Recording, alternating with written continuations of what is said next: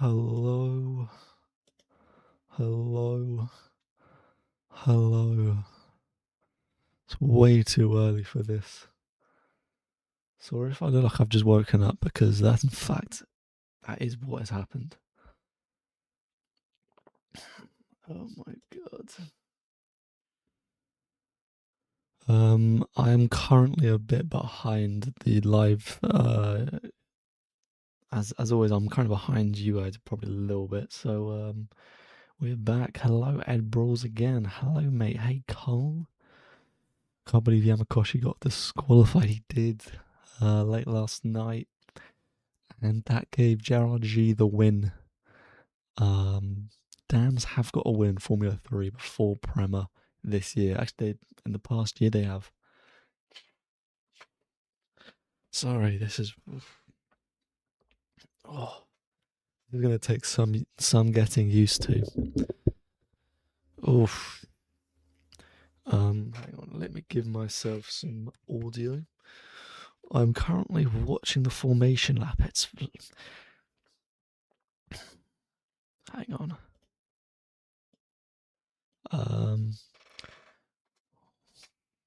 Yeah, this is rough.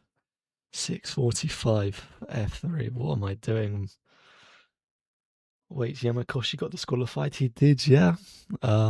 He was under investigation for ages, but he was disqualified because Van Amersfoort didn't fit the left and right something on the car correctly. I don't know. I'm not quite the technical guy, so forgive me for not understanding it all very, very much.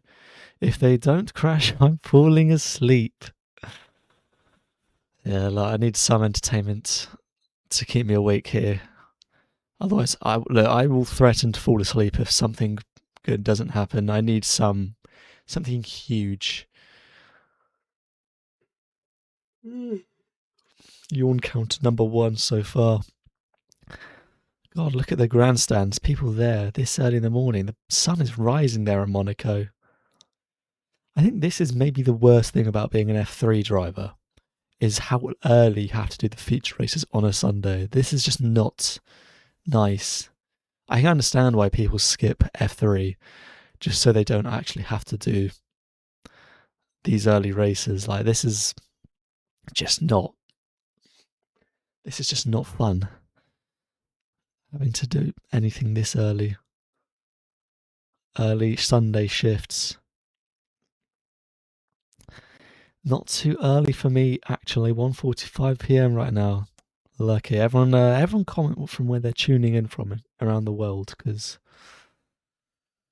I'm sure you've got it nicer and anywhere but Europe. Mate, I'm half awake. I'm about a quarter awake, so it's not looking good. So Yamakoshi disqualified. Ligny, Laporte, Sharp penalties for sprint. I think. Oh, loads of people got penalised. I think Garfierce has ended up in the points. They swapped the left and right front push rods or something like that. That sounds more like it. I am about to be watching the start. Here we go. Lights are on. And there's the lights out. They're away. Ugochukwu slow. Badaware takes the lead. Badaware takes the lead, and Slater cuts the first corner. And Brando Badaware takes the lead, and they're all through pretty cleanly. But Badaware takes the lead from Ugochukwu. What a start from the Rodin. Wow, Ugochukwu was really bogged down there. What happened to him?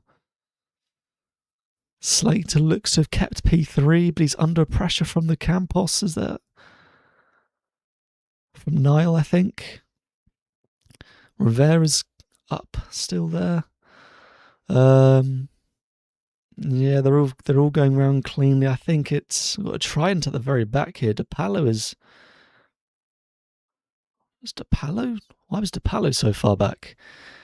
But that is big. Badoer's got the perfect getaway. Wow. Brando Badoer takes the lead. He does. 7:49 a.m. for me.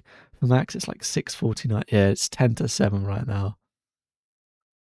I don't remember F3 ever being starting this early, but to be fair, I've always I've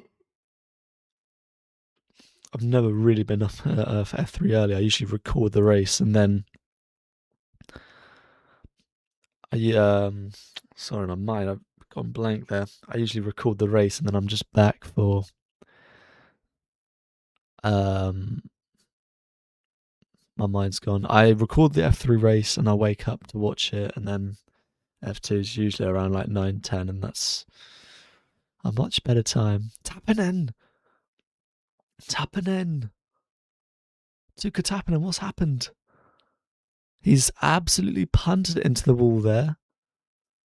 He has absolutely obliterated the wall there. What's happened there? And Ugachuk is very close to Badoer, but we'll probably have a red flag / safety car, so...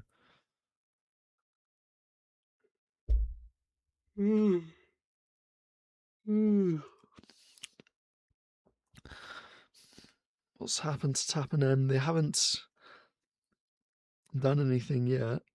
We're getting a bit close to us where he's crashed us all, and Van Amersfoort cuts the corner after the tunnel there.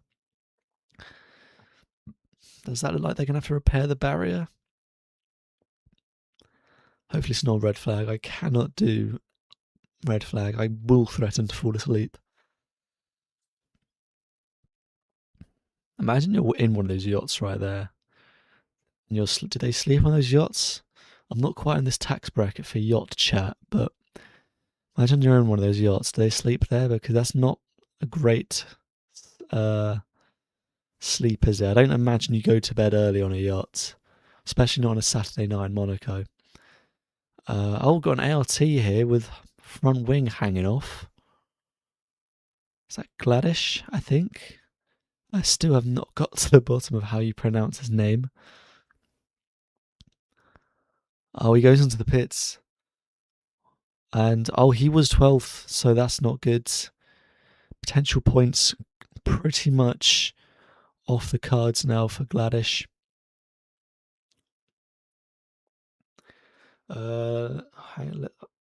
Stromsted's up into the points. Got a replay here of the race start. Ugachuk just bogs down there, and Badoer just like that. That's my little insight into what happened to him. Slater did just cut the corner. Will he get in trouble for that? I don't know. I don't think so. I don't know if we're going... Oh my god. And then you look further back, and did anyone even take the corner at that point? I don't know if anyone took the first corner, did they? Yeah, Brando. Yes, Brando, my fave person ever. That is Andrea's favourite driver right there. Brando Badoer. So, yeah, shout out all the Brando Badoer fans. Last year must have been rough, but this year is not as rough so far. No, Tappinen, no, yeah, Tappinen. Haven't had a replay yet of that, so don't know what happened here with him and an ART, it seems. Giusti lost a place at the start to Van Amersfoort. Yeah. Having a bad start in Monaco is the one place you don't want to have a bad start, because that's you just cooked the whole race. Tappinen Dam. Yeah. Lachlan had a good start. Shamey was in another postcode where he started. Oh my god, he's made up 4 places at the start. Don't tell me. Yep, there he goes. Cuts the corner. I mean, what can you do? Yeah, there are beds on the yachts. Well, they've had a very early morning wake up then to these F3 cars roaring around Monaco. I've never been to see F3, F2 or F1, so I don't actually know how loud they are, but they sound good. Excuse me, they sound good. Brando lock in and restart well. Oh, it looks like Tappinen and Gladish just kind of going too wide around that corner, and Didn't really work, it was a bit too wide, so I don't know if that'll be a penalty for anyone. Safety car in this lap.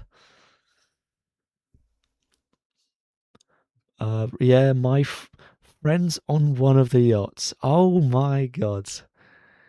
Andrea, you've got some crazy, crazy connections. One of your friends on those yachts? Oh my god. That is crazy. Must be a hell of an experience. By the way, Team Radio here. Just telling him get a good exit, as it's hard to pass. By the way, responds with, "Mate, I know what I'm doing." That must be annoying, to be fair, being told that. Yeah, just get a good restart. It's hard to pass because, Badaware is not stupid.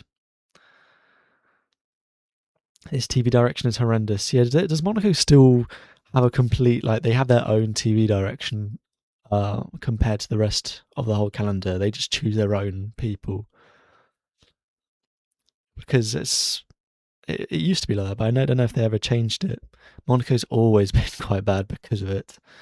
And Badaware looks like he's gotten away here. And he's kept out of the wall, so that should be good. If he makes the first corner, he should be good. Yep.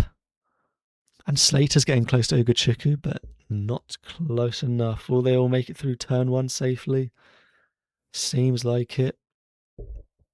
Campos right now scoring huge points if it stays like this. Niles second, Ugochukwu fourth, Rivera fifth. Big up Rivera, by the way. He's been out racing since January, February, when he crashed in CT Frot and injured himself, missed Australia. And yeah, they've all gotten away cleanly, it seems. I don't want to jinx that as they are going around the hairpin. One of the Premers looking to go around the ART. Oh, hang on, got some ART and AIX Prema action. Oh! AIX almost took out the Prema front wing there. Little top 10 rundown fuel. Badaware, Niall, Slater on the podium, then Ugochukwu. Oh my god, I've just realised I've been calling Niall Ugochukwu the whole time, haven't I? Oh my god. Oh, I'm cooked. This is why. Hang on a second. Niall's all over the back of Badaware here. Hang on. Niall is all over the back of Badaware. Will he have a run on them going to turn one? No DRS there.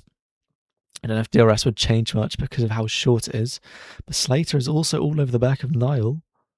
Come on, cut the TV direction there. Cooked. Not in a good way. Can't believe that. I've been calling Niall this whole time Ugochukwu. That is unk right there. That is very, like, Crofty in F1, isn't it? Oh my god. I cook Crofty all the time for getting the cars mixed up, and Chris McCarthy, and I've just done that myself. Oh no. Right, let me read some chats to ignore this then.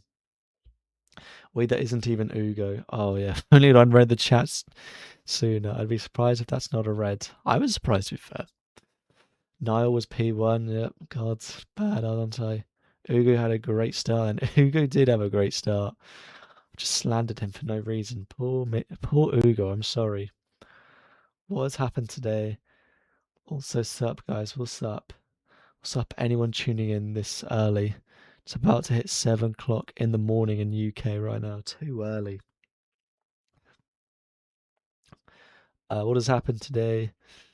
Niall started on pole, Badaware second. Niall slow gets away, and Badaware just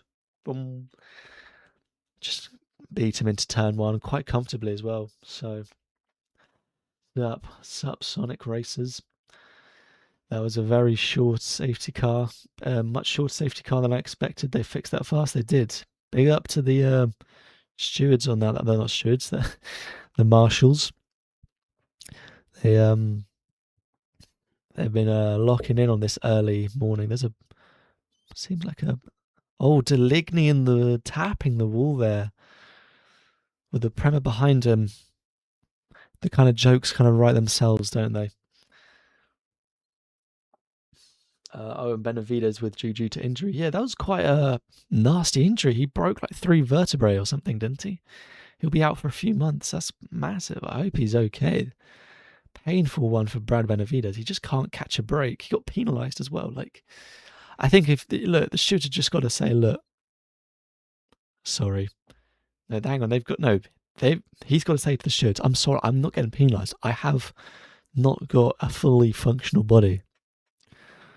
Can't believe it. Freddie, oh my days. Yeah. Oh, hang on. 10 seconds stop go penalty for Michael Shin. It's about to say Shields, Keen Shields, but it's not the same persons. Niall's quite close to Badoer, but I don't think that really means much. Will any moves be made into turn 1 here? I doubt it.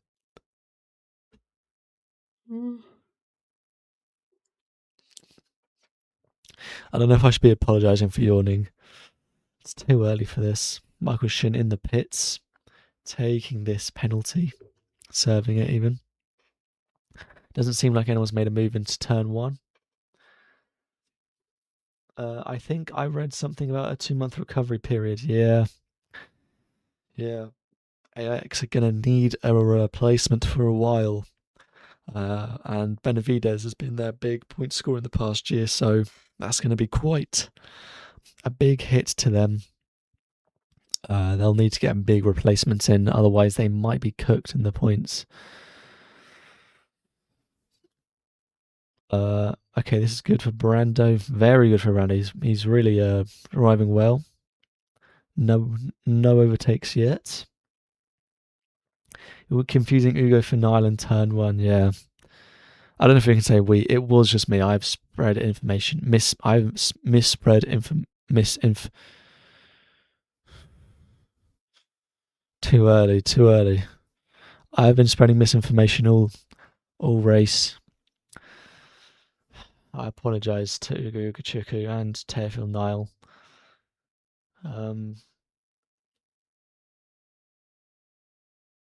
Freddie, do you think? Come on, pressure Nile. I don't know. I really like Nile. He's like kind of my favourite kind of title contender, because going to the year, all the title contenders have always kind of been Ugochukwu or Slater. Who's your favourite? Which is also the same in CT Fraught. Oh, hang on a second. This Marshall is aura farming right here. Look at that. He was just mewing, just mogging on the side there whilst all the cars go past. Wow. I'm feeling like frame mogged right here. Sat in my bedroom watching this race, and I've got a Marshall here. The early hours of the morning in Monaco, just aura farming. Wow. What a sight. By the way, it's pulled a bit of a gap on Niall, about a second. Yeah, I don't know. I quite like Niall. He's like a kind of an outside shot for the title, because he's very good. Just not quite, got the CV like Ugochukwu and Slater do, all the PR that they do. So yeah. High Tech Downfall is insane. Yeah, they've not done well this year yet, have they? McLaughlin, Nakamura, and who's that? Shin. Oh, they're both all outside the points. I mean, they're 23rd, 26th, and 28th. Stromstad having a look up the inside of someone there. Who is that? Gerard Sheed, yesterday's winner. Will it be close enough to him going into turn 1? I doubt it. Although he's going to have a look. Just pressuring G. Keanu Alazari, better save them next year. Assume you're talking about High Tech there, not AIX. Yeah, a little announcement. I will be doing an F3 2027 grid prediction video, by the way. I've not done it in previous years because it's so difficult. But screw it. I will try my best to lock into every Formula Regional Championship so I can get a better understanding of the kind of grid and the feel for what drivers will move up. So yeah. Will you do an F2 watch along as well? Of course, I will be here for the F2 feature race as well, which is like, I think just under an hour after this finishes. This is maybe about 8:30 for me when it should be starting. So about just over an hour and 20 until that starts.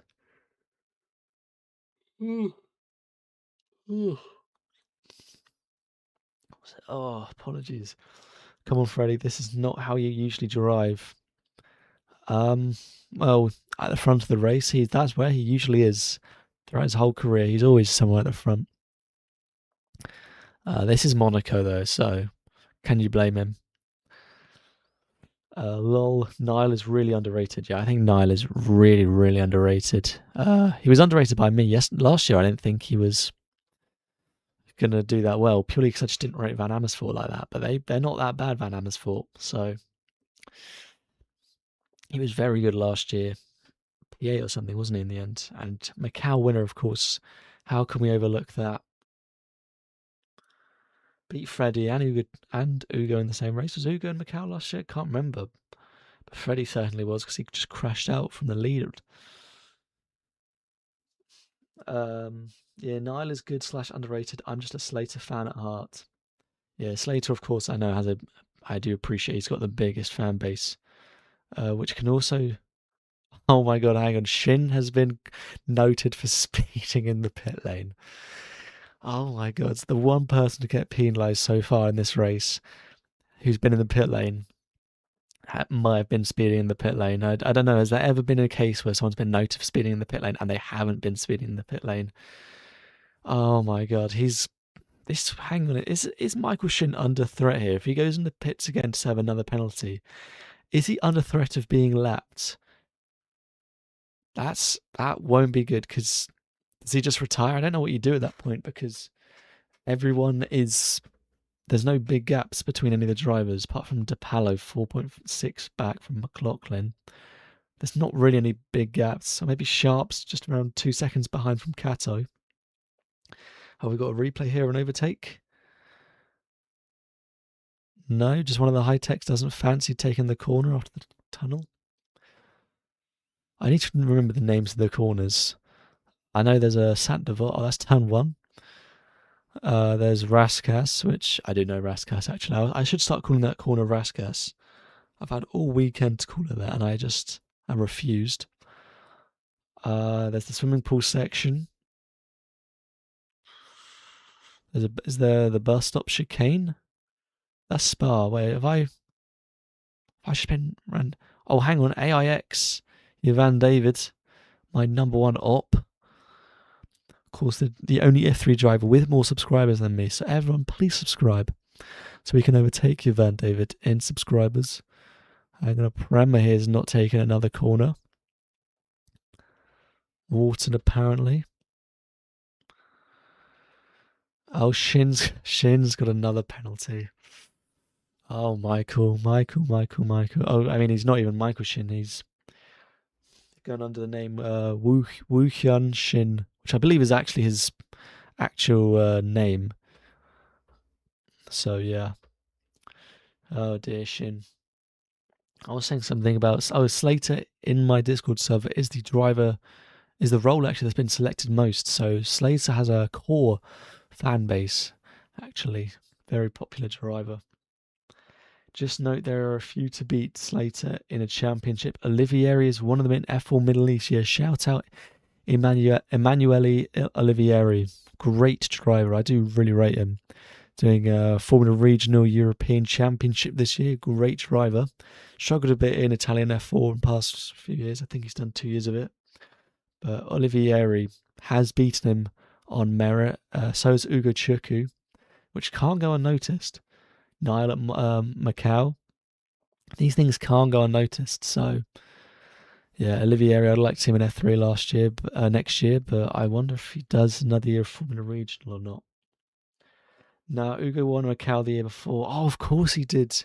Him versus Goethe. Yeah, there's always like a second or third year person at Macau that does well there. Like last year you had Boyer and Enzo Deligny, although the age gap between the two is quite a bit different. Oh, hang on here. Slater's all over the back of Niall.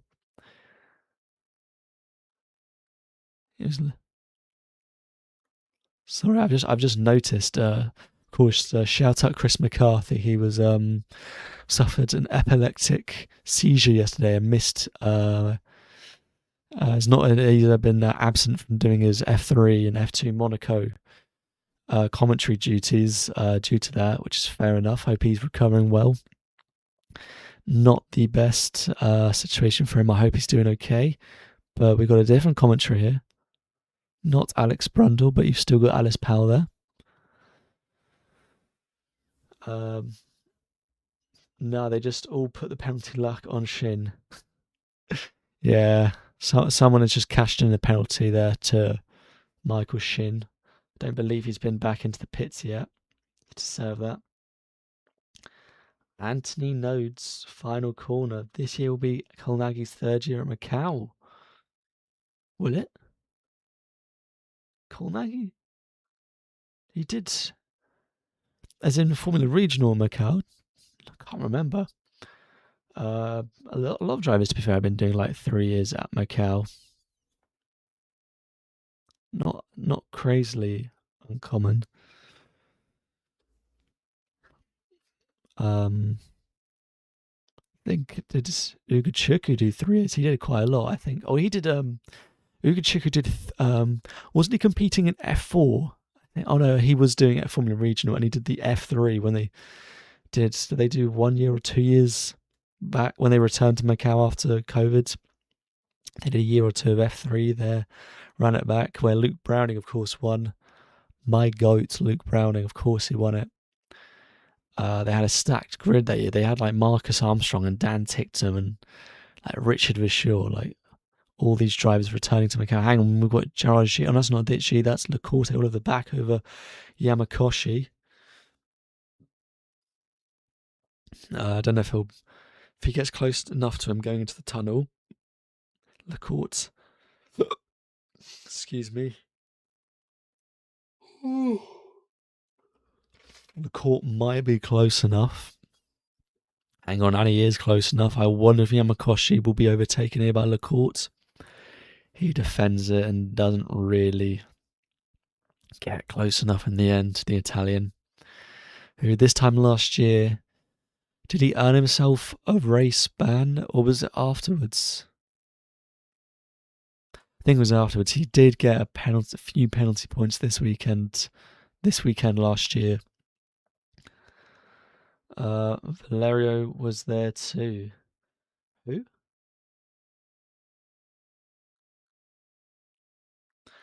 Who's that? Sorry. I love seeing Campos do so well in F3. Yeah, they've kind of switched everything around. I mean, they've always been decent in F3, actually, haven't they? They've never been like a front runner though, have they? Like they did well with Marty in F3, but now them and Trident are the two quickest teams for sure.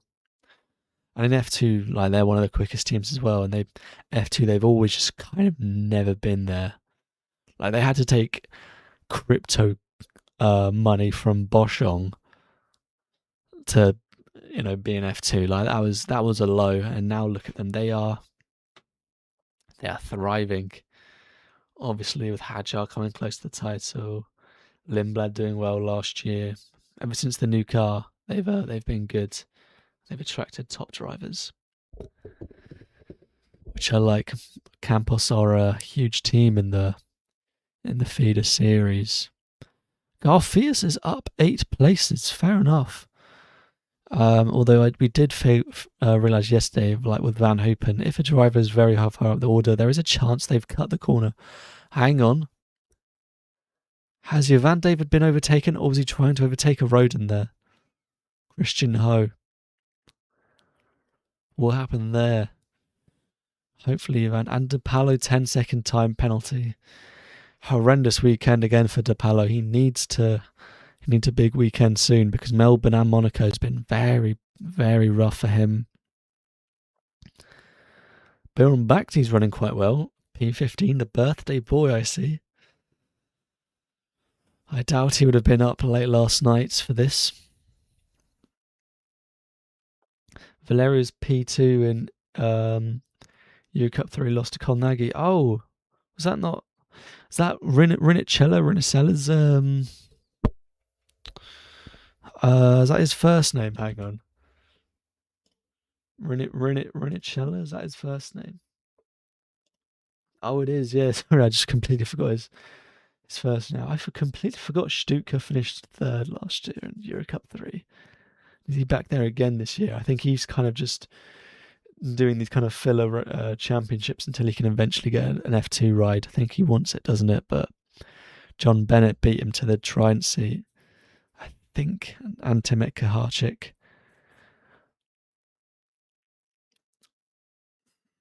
Not quite sure. Oh, hang on, lock up into Raskas here.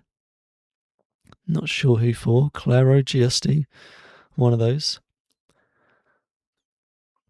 Not sure. Louis Sharp at the back of that pack looking to score points.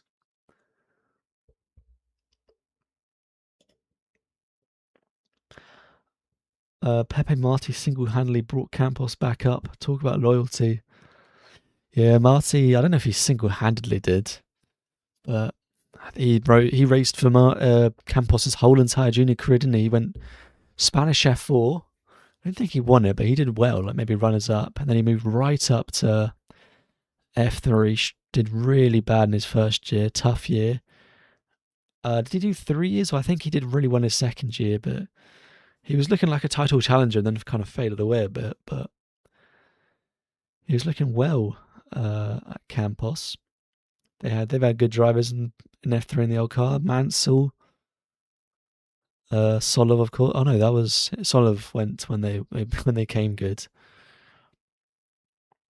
Yeah, Marty was such a blessing for Campos. Yeah. Oh yeah. He was Campos in F3, I think, for 2 years. Spanish F4 for a year, and 2 years in F2. Almost 2 years. He pulled out the last round, or last few rounds, didn't he? He got his FE seat with Cupra Cairo.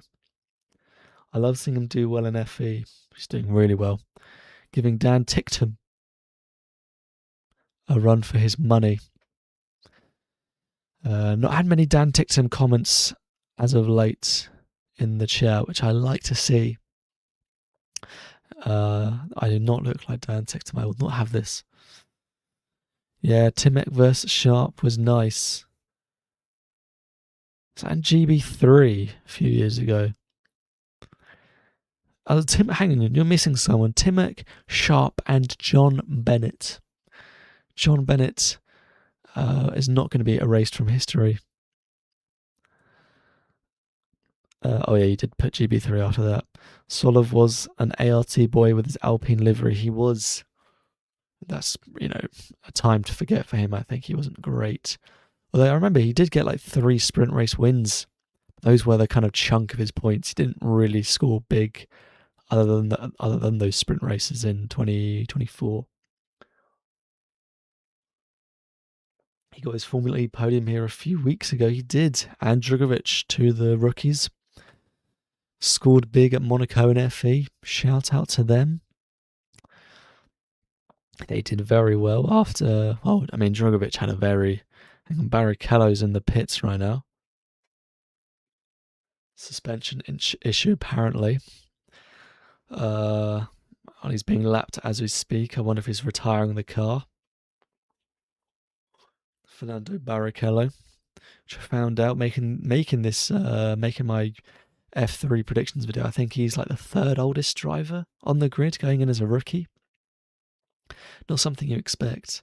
He does look like one of the older rookies just because he's got a beard. Oh yeah, what was I saying? Drugovic had a rough time so far in FE. He was doing well in Miami before he outbraked himself.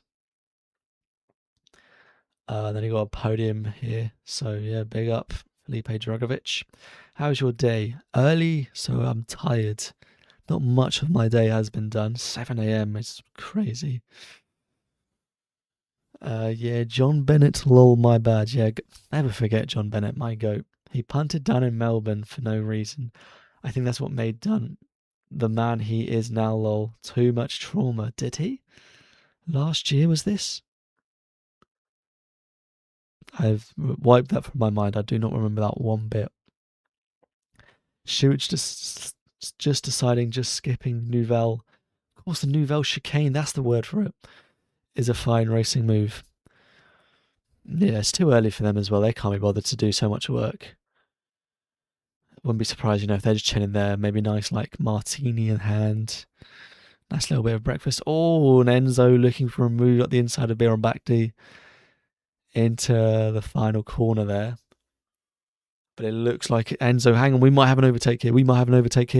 Go on, Enzo. But Biron Bakti, all he had to do was just cover the inside line and he was fine. But going up the hill here. Enzo, does he tap him? Camera's just cut. Oh, I don't know. They were about that close. Deligny from Biron Bakti's rear tyre. I mean, all he has to do is just kind of hold up the road and it's okay. Enzo Team Radio here. Come on, get him, is what they're telling him. Yeah, Biron Bakti's slow. There's a big gap from him to his teammate Lacorte ahead. Will he get him in the tunnel? Go on, Enzo. There's a Prem behind him. Through the tunnel we go. Will Enzo make a lunge? No. Oh, but Biron Bakti locks up.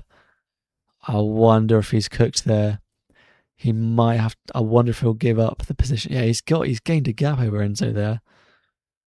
I don't think Biron Bakti's going to be exactly safe there from. Oh, and Enzo skips the chicane there.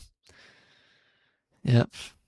Taking the corners overrated. I don't think I've ever rated corners actually. Or braking. Braking's overrated. Solov created done.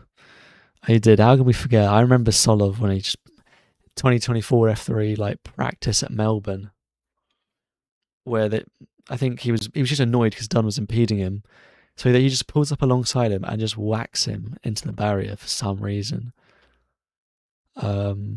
which is crazy to me. Like that happened. From that point on, I was like, wait, I can't allow. Hang on. AIX kind of let the high tech through, and the ART. Oh, is that Barrichello maybe? Oh, yeah. Deligny did tap the back of Biron Bakti there, going up the hill. Hang on, we've got some catch up here from the Monaco. Oh, De Palo airborne, just sending it over the sausage curb there. Not going to be nice on the old back for Matteo there.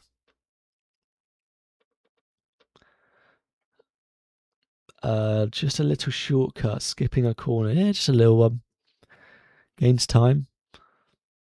Come on, Deligny, give us some entertainment. Yeah, go on, give us some entertainment. Safely, don't punt Biron Bakti, Enzo. Respectfully. It was F3 2024, I think it was in practice or quali, yeah. Done, Solov, what a moment. I don't think either of them like have ever like put it against each other. I think they both rate each other still, so at least there's that. Enzo, do the impossible and overtake. I don't know, that is a big ask. Huge ask to do here on your Sunday morning in Monaco. Bruh, both of them cut corners. Yeah, they did, so I don't know what that means penalty-wise. I feel like people skipped over the Solov Dunn incident too easily. I don't know, I feel like it was because that year both of them were just so, like, just not there in F3. I know Solov got wins, but didn't he still finish, like, 12th or something? Dunn was, like, 15th in F3. I remember being surprised that Dunn did not return to F3 for a second year and he just went straight up to F2. I think I remember McLaren being like, nah, do a second year in F3. And he's like, are you kidding me? I'm moving up to F2. And he did, so fair enough to him. And it's paid off. Because, well, I mean, did many people know about him before? No. Do many people know about him now? Yes, absolutely. Giusti having a little look at the side of the Van Amersfoort there. Who's that? Is that Del Pino? Yeah, it is. I wonder if there'll be a move on there. I doubt it. Oh, hang on. We're actually completely forgot. We're almost at the end here. 3 laps to the end, and it's been a very clean race since touch wood. Nothing has happened since Tappanen was launched into the barrier on the first lap. This is so boring. You speak for everyone there, historic.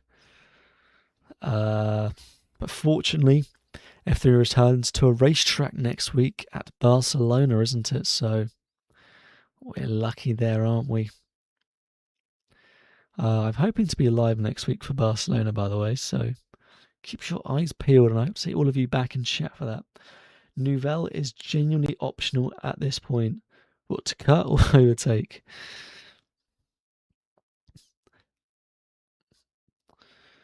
As things stand, nothing's changed. Badaware 1, Nile 2, Slater 3, Ugachuku 4, Rivera 5, Delpino 6, Giusti 7, Claro 8, G9, and Stromstead 10 are your point scorers. Kato and Sharp just on the back of this pack, and they will be missing out on points. I think Sharp will be annoyed. He's looked quick, to be fair, I think, this weekend, but still no points. I think it will also be a year now since Sharp scored points in F3, which is not good. So, yeah, I rate Sharp, though. I think he will come good. I don't rate Prema, though, so it'll be difficult. I woke up at 7 just to see this. I woke up, my alarm was at 6:30. This race started about 7:15, so what took you so long, Historia? You were so late. Unless you're not in the UK, actually. If you've woken up even earlier than me, that's fair enough. I might need to apologise. How did the 10-second gap between 2 and 3 happen? We saw like nothing of that. Hang on a second. Slater is 11.7 behind Niall. What? Since when did Slater fall back from Niall? He's 12.3 now. What? He's lost half a second since the last 12.8. Hang on, has Slater got a problem? Is Slater in trouble? No one said anything about that. All right, what's happened to Slater? What's happened to Slater? I've just realised my counter for my live subscriber has disappeared. I completely forgot to do that today. You know what? I can black and white car for Shin. Oh my god, track limits. Michael Shin is having a disastrous weekend. Now, right, this is unfortunate. I have actually lost quite a few subscribers since I've shown my face. That is quite rough. Sorry to anyone who's not been a fan of this content and is therefore unsubscribed. 15.8. Hang on, can someone cut to Slater? What's going on?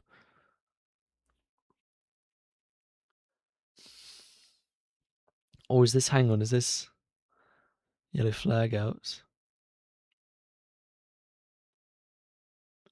Lacorte's dropping down the pack, I think.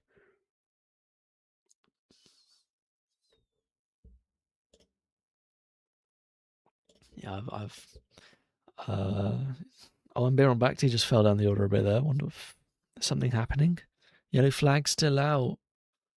Has something happened? Baron Bakti as well, still falling down the order. Here we go, something into the hairpin. Oh, the Premier looks get very close to the Dams, and the Dams. Oh, the Dams and the Van David. I think. Oh my God! Wow, Baron Bakti was almost upside down there. He's going slowly. I wonder if he's got some damage there. Van David squeezed the wall by Baron Bakti there. Still a yellow flag out. Don't know where. Slater 16.5 seconds back. That is insane. Niles still putting the pressure on Badaway here on the final lap.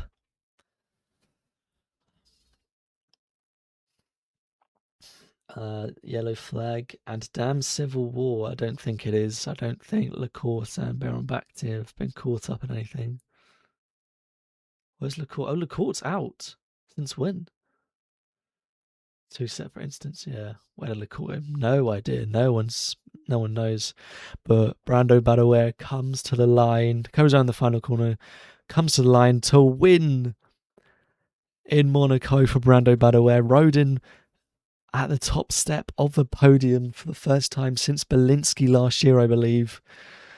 Brando Badaware is a Formula 3 winner around the streets of Monte Carlo. Niall comes home in second. Slater, an absolute mile behind, crosses the line in third. Ugo Ugochukwu comes in fourth. Ernesto Rivera on debut in P5. Wow, what a performance from the Mexican.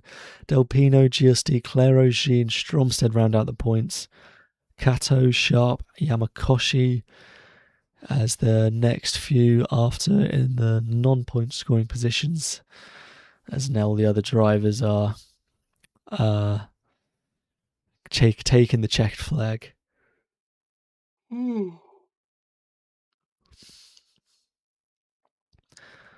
Can we do Gartic phone or Scribble?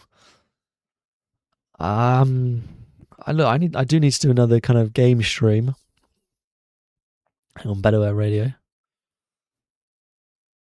Bedouin, I'm ecstatic on the radio for that. Fair enough, Brando. What a win. What a drive from Bedouin. Great start. Got Niall off the line. Niall will be very frustrated, won't he, with that? And you know what? I blame it on the lack of man bun. If he had a man bun, then I'm sure he would have got off the line perfectly.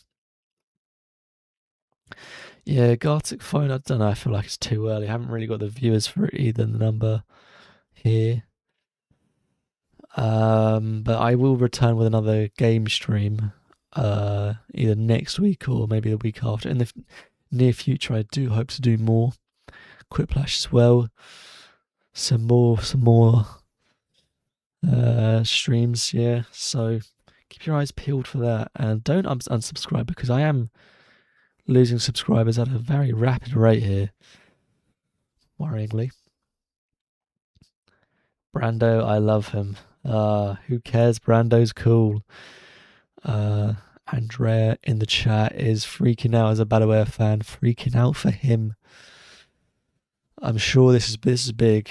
All the Badaware fans having to watch last year must have been tough, and now look at him thriving in a Rodin, leaving Prema. Are Niall and Badaware just insanely fast and on another level, or is Slater just holding up everybody? I think Slater's holding up everybody. Excuse me. Badaware is not half awake like me. He is absolutely ecstatic on the radio there. So happy for Brando. I'm happy for Brando as well. That's good to see. After a very tough 2025, he is here. He looks very, very happy. He's going to get out of his car and celebrate in a second. Redemption arc. He is having a redemption arc right now. Oh yeah, I think Slater was holding up everybody. He's also very slow. He's very far behind the others to Parc Fermé here. Badaware celebrates there. Very big congratulations to him. So F2 is our apart. What do we do? Good question. I might have to take a tactical nap here. I don't know what to do for the next hour. I might keep the stream running. I might have to take a tactical nap. Sleep stream. I just realised I did not make my bed for the stream. I apologise for the lack of that, guys. Brando Badaware takes off his helmet. He's cheesing there. Look at him. Big smile. Happiest man in Monaco this morning. Now I wonder how bad that Prema actually is with his performance last year. Brando looks so relieved. He looks very, very relieved. He looks like he's going to hug his mum there. Oh, and his engineer there. That's going to be big to Brando Badaware.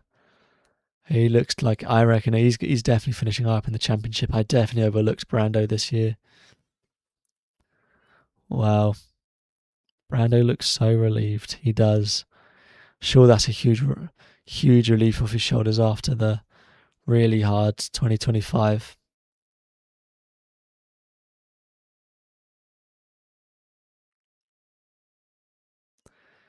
The podium celebrations will begin in a minute. Cool down room with Slater and Nar. Let me get a little listen into what they're saying.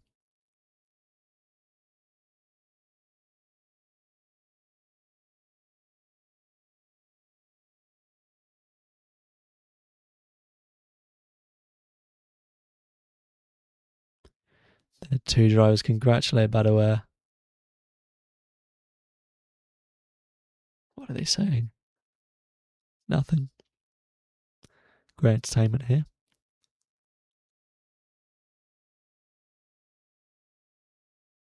I wonder what time they had to wake up this morning. If their race started at 7:45, are they getting to the track like an hour or two before?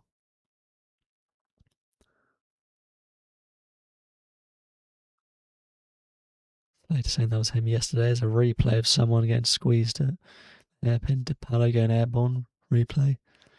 Yeah, these guys are probably just wanting to go back to bed. Trying to get teenagers out of bed on a Sunday morning. It's not the best idea. Maybe Gartic phone, like if we play in, I don't know, 7 people, won't last that long. I'll be honest, I don't think I'm awake enough for Gartic phone. Don't think I'm awake enough for that right now, I'll be honest, I'm sorry. Oh, excuse me there. Voice crack. I don't think I'm awake there enough for Gartic phone right now.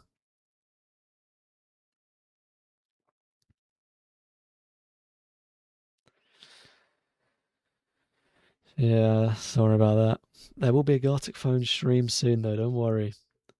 I've never seen such a quiet F3 cooldown room here. It's way too early for them. I swear F3 doesn't usually start this early in the morning. I swear it's never this early. This is crazy early, to be fair. And they're all teenagers, so can you blame them? As a former teenager myself, a lion was wonderful at the weekends. Surely they are not drinking any alcohol on the podium at this early in the morning. I say that every time. They still do it. We're about to hear the Italian national anthem on the podium.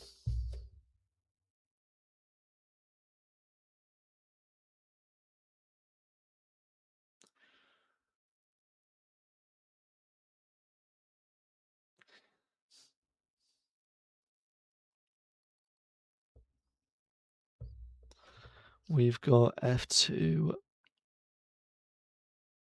at how long is that? Let me try and do the maths. 45 minutes, I think. I will still be live for that. I'm just 45 minutes. I might keep my stream running.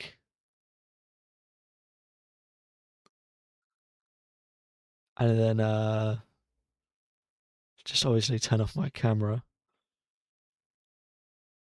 Sorry, I'm just thinking out loud here. I wonder if they'll go back to sleep or just power through and watch other races. I don't think. I think these drivers will probably be going home, getting a nice early sleep, and then travelling to Barcelona, won't they? I don't know. I wonder actually if anyone will be going to Barcelona early. It's not the longest drive from Monaco, is it?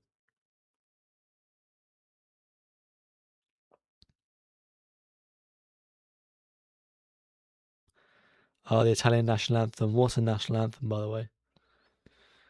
What a national anthem. Sorry, back to thinking out loud. I might um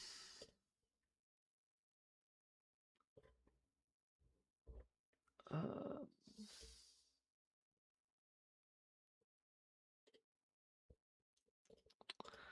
keep the stream running and just try and get a little power nap in. Oh, Brando's mum, yeah, she's looking a bit emotional there. Proud mother moment. It's going to be a long week watching both Barcelona and Le Mans. Of course, yeah. Having both on at the same time. I will be having both on for sure. Oh, Brando's mum breaking out into tears. Oh, oh, that's cute.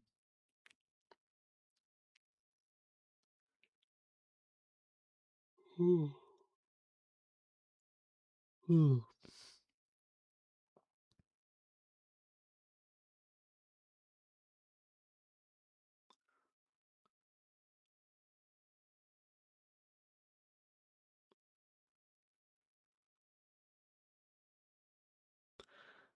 They're all picking up their trophies right now.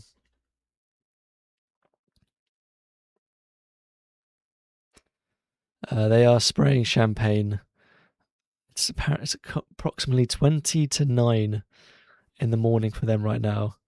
And Brando Badoer is drinking in the champagne, although it's not champagne, I think it's sparkling wine, isn't it? God. Oh, no, he's drinking it. Oh my God. Almost makes me sick that. 8:41 a.m.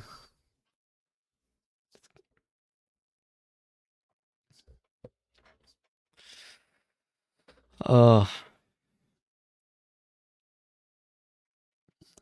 feature race provisional result here.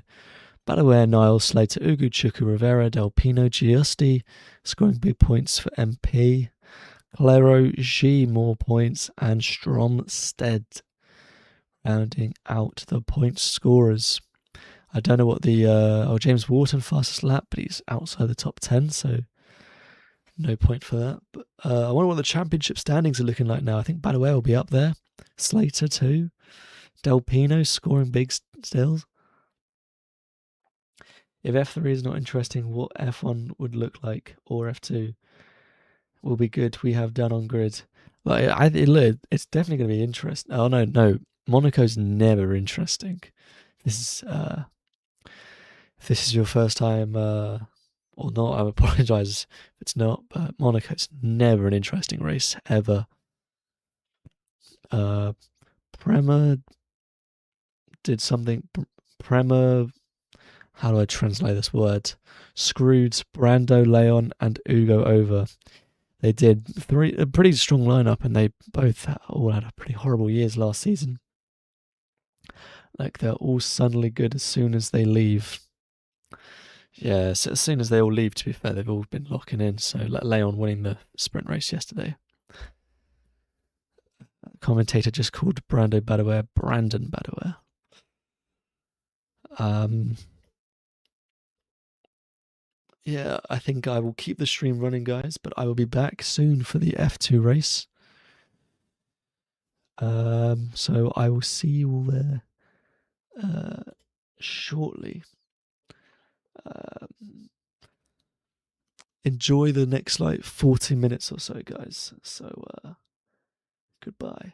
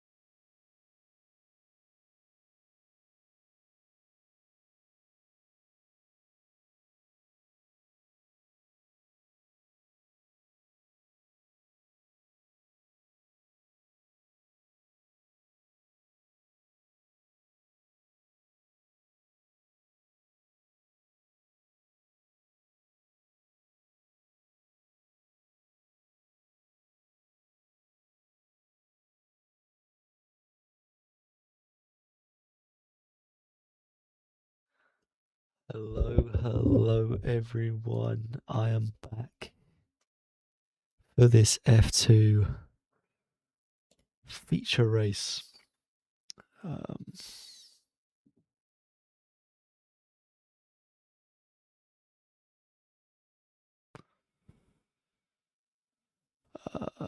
on, let me sort out my camera. There we go, looks better.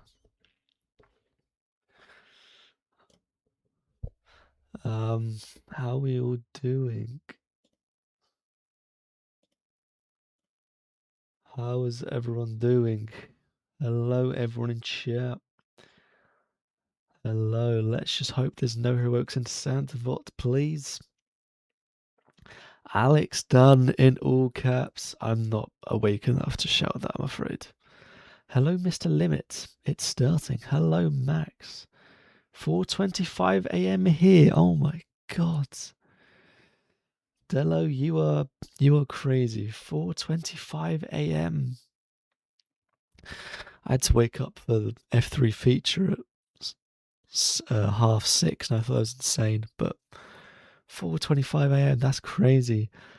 Hello, yeah. Hello, Albert Green. Hello, goalkeeper Lucas. Hello. Are we all awake? Because I'm a bit more awake now. I will admit, I just had a bit of a power nap. I am currently watching the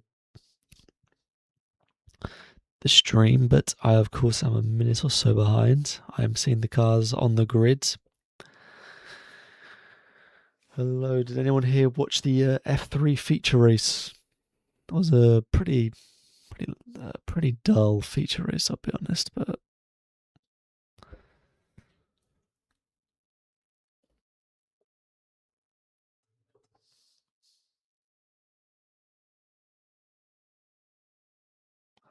me just sort out my camera.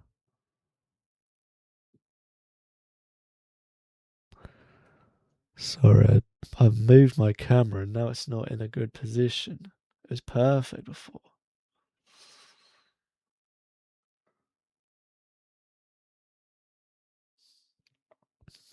No, man, I had it perfect. I had this perfect as well.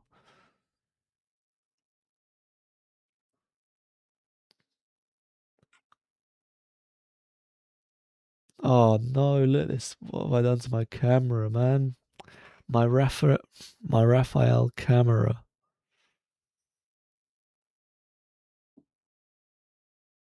Hang on. Oh no, guys, what have I done?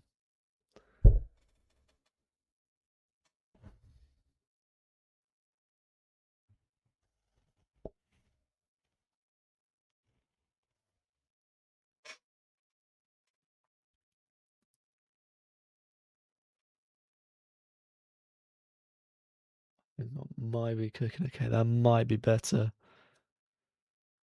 Apologies, you are seeing my unmade bed a lot in the background there, but this camera angle will have to do. The formation lap is underway right here.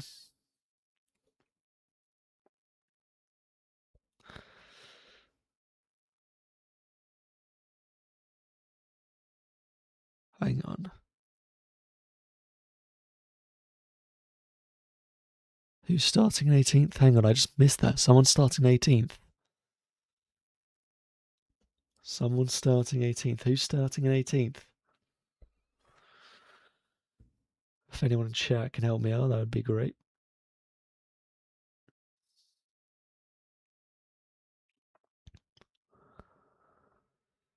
Camera on pole for this feature race. Who does everyone think's going to win as well, by the way? For me, you'd think it'd be Camera, won't you? But I reckon it's going to be someone like... Who else is starting in the top 10? I reckon it'll be maybe someone like... Hang on, let me watch these cars in the top 10. I genuinely cannot remember the starting order. I'm back. Couldn't get It's the F3 feature race live watch along because I was resting. Oh, fair enough. I was very tempted to continue lying in when my alarm went off, but I didn't. I've been live for that. Been watching it live. It's very tempting though to oversleep for that one. Camera. Oh, like camera, like that. Camera is a far better pronunciation of camera's name than the chimera that I see, and the chimera that some people call him. Yeah, I feel like I think I heard him pronounce his name as Camera, but all the commentators here in the UK call him Kamara, which I don't know. I don't feel like that's how you say his name. I think it's Camera, right? Any Brazilians out here? Can you give me a hand? I think it's Camera, isn't it? Right?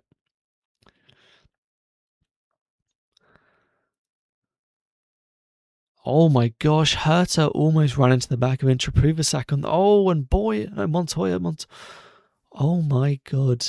Oh, they did touch. Is that Verone and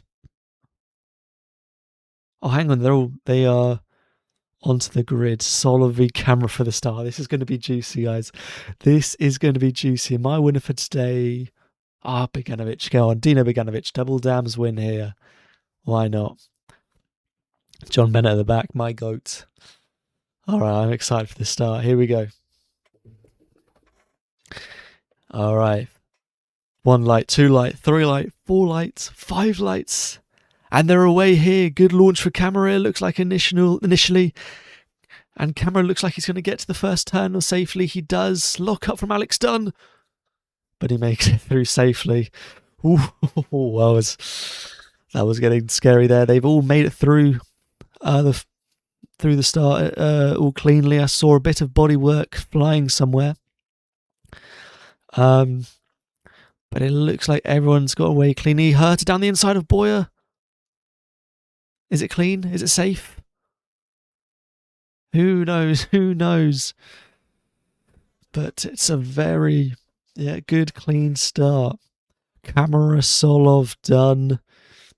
I believe that'll be Beganovic. Gerther and Boyer were going side by side. Excuse me. And it looks like it's all been a very clean start. Everyone, this is a much better start than this time last year. Everyone's being very cautious, it seems. Perfect start from Camera. That is what he would have dreamed of last night. Not what Sola would have dreamed of, though. I'm sure he'd have dreamed of Camera stalling or something like that.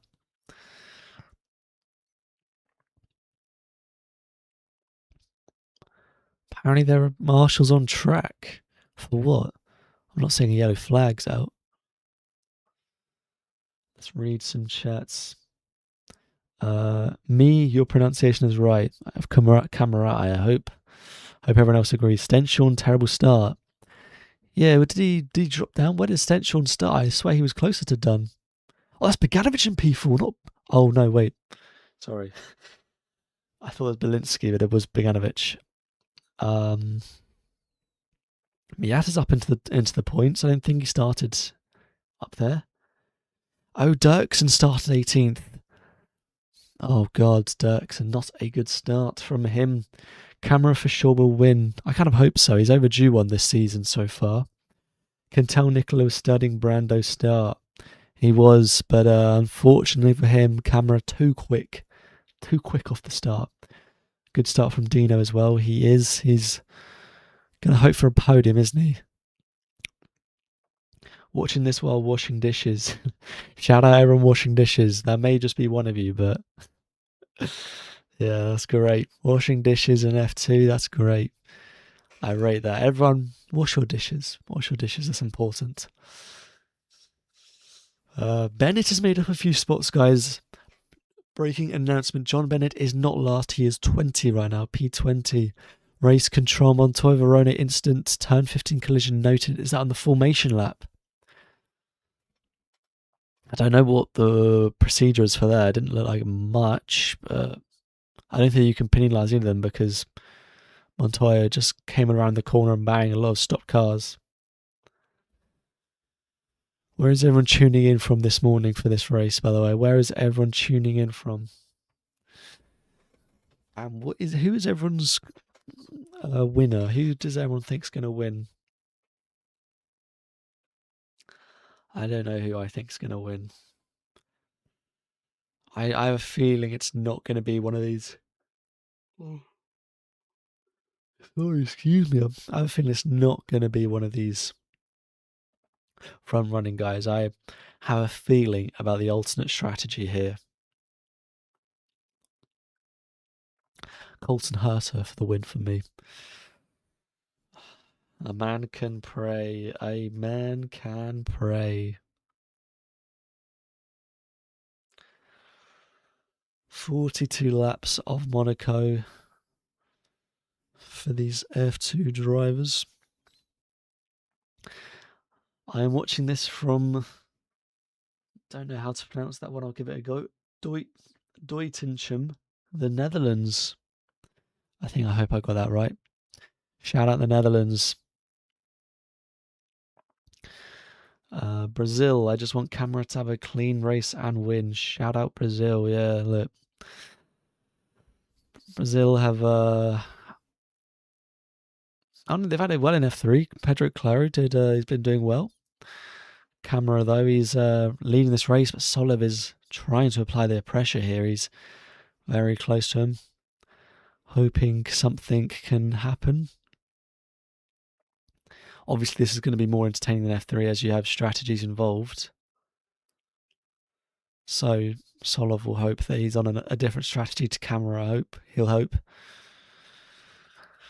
Camera's overdue a win, though, this year, isn't he? He's overdue some luck. Brazil obviously not having it well in Indy Next. If any Indy Next fans out there. Emo Fittipaldi's nephew, Enzo Fittipaldi, I saw won't make qualifying as he failed the technical inspection. So yeah, I'll start from the back, sadly.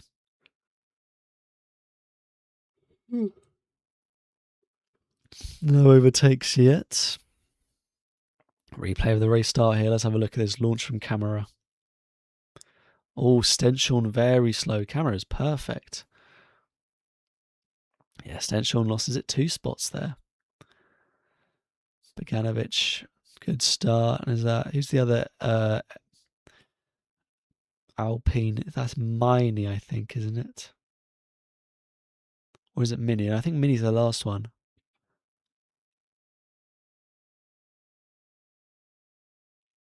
Can't quite remember.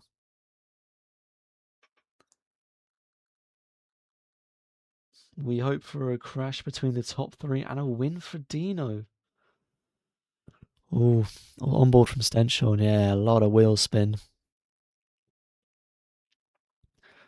A win for Dino. He's overdue a win though. He's been quick this year, but no, his place in the standings doesn't really represent his speed. Replay on board of Goethe. What happened to him? Oh!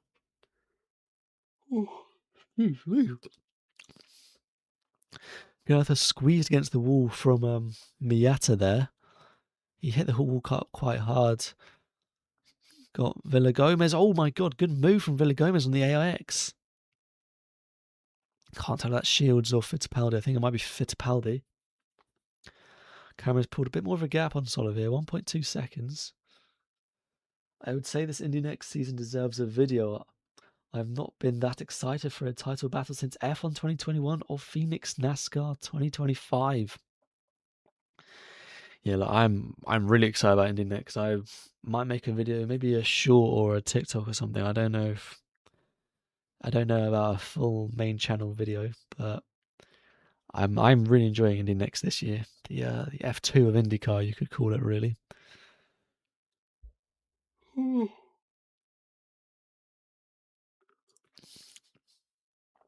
Camera still leading away, pulling ahead from Solov.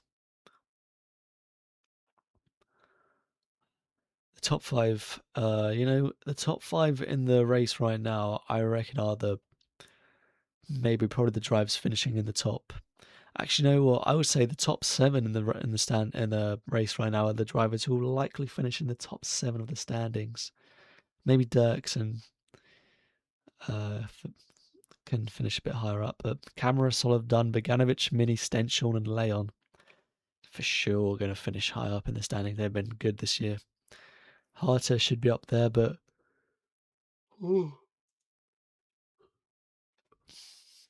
sorry about that, guys. This is only a sleeping stream, is it?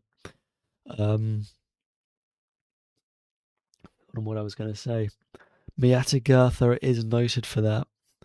I feel like Miata, he's innocent there. I'm a Miata fan.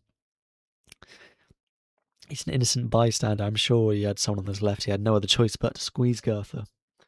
Dino have had 2 failures in 3 possible feature race. Yeah, I know. It's been... Dino had poor luck in Melbourne. Montreal retired.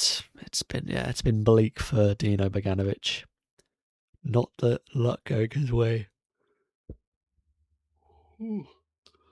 Oh my god. Good start from Boyer. He's made up 3 spots.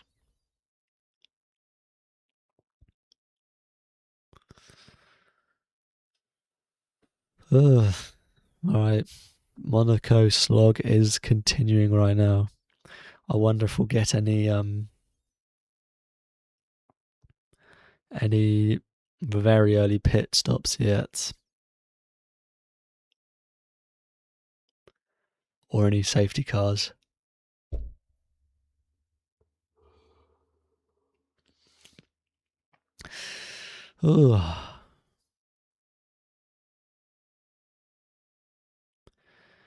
Lap 8 now.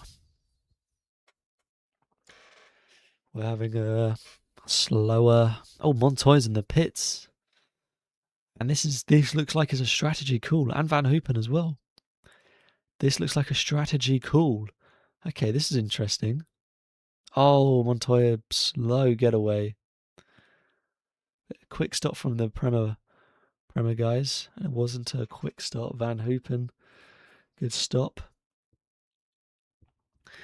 That's an interesting shout. I don't really know how much it will benefit them. Oh, this seems like Villagomez has been in the pits as well, actually.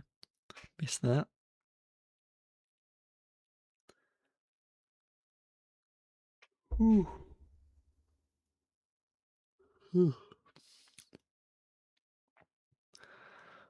Shout out everyone subscribing. Hopefully that's where the subscriber count is.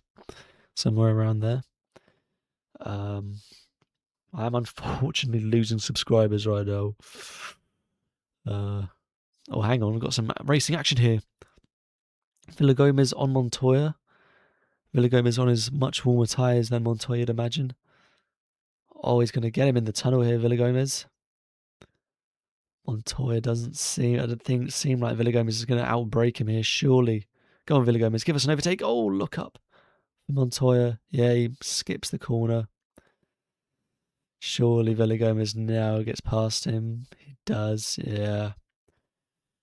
Not a good start from Sebastian Montoya. What happened to Villagomez? Got a replay here. Going down the inside of Dirksen, and he lost half his front wing end plate.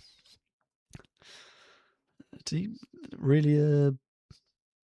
Is that really why he had a pit stop? Changed the front wing as well.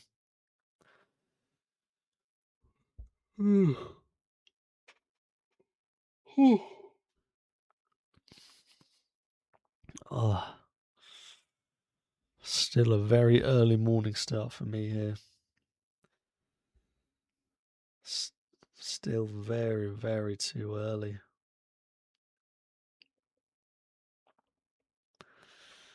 Got Beganovic on the back of well, not Beganovic. Got Kushman in the back of Belinsky here.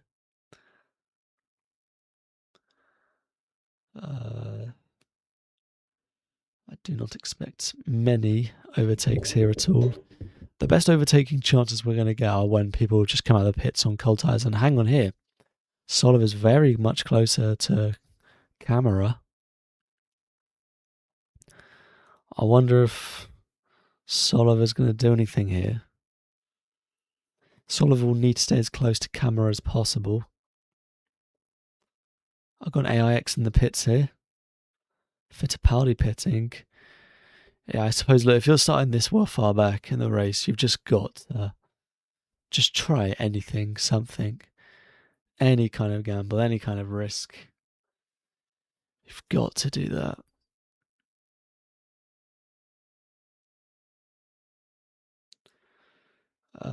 I saw this morning on Enzo Deligny's Instagram story, he was in the F3 paddock at 5 a.m. That is ridiculous.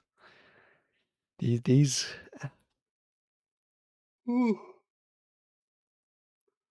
The way I'm yawning, you think I've been in the F3 paddock since 5 a.m. as well.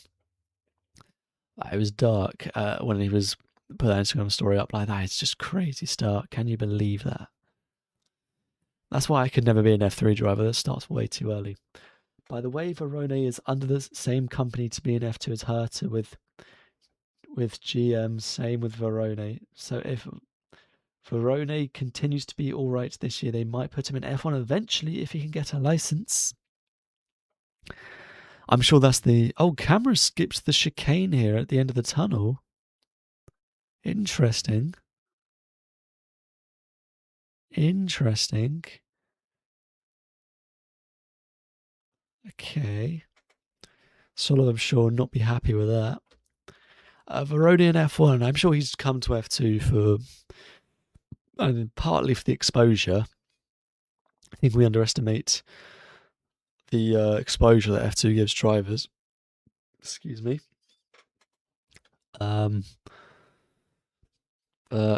Yeah, partly exposure. Yeah, Veroni was having a good career in sports cars and endurance, so it's an interesting move, I think. But F1 on the cards for Veroni, I don't know, man. He hasn't been in a single before this year. He hadn't been in a single seater since like 2021, had he, or something? It'd been a long time. He'd been forking out a good career in sports cars, and Solov here is very close to camera, going onto the notch straight. About half a second back. Not going to be close enough though to make any move. I don't think there's really been any move into turn one, has there, this weekend? I don't think there will be.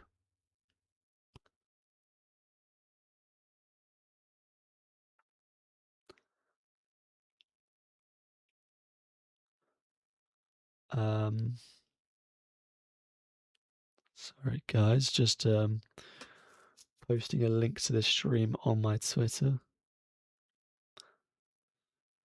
which is one of these links down here.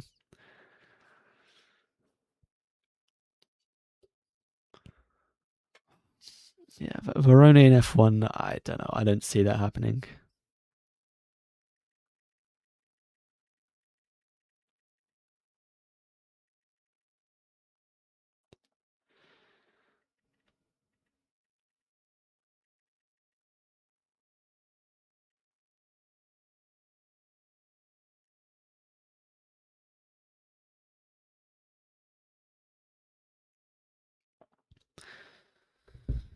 Oh, can we just skip ahead a few laps so we can get some kind of strategy calls?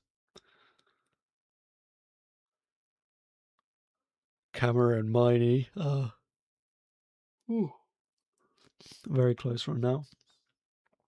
It would be funny to see Verona in F1, like, wouldn't be the best driver, same as Herta, but like, if GM... Is that the parent company of Cadillac? General Motors, of course, yeah. It is, isn't it? Yeah. Like, General Motors does make some weird decisions sometimes. They do. They do. Like being headquartered in Detroit. Are they? Or is that... Oh, that might just be Ford. I might have got that one wrong.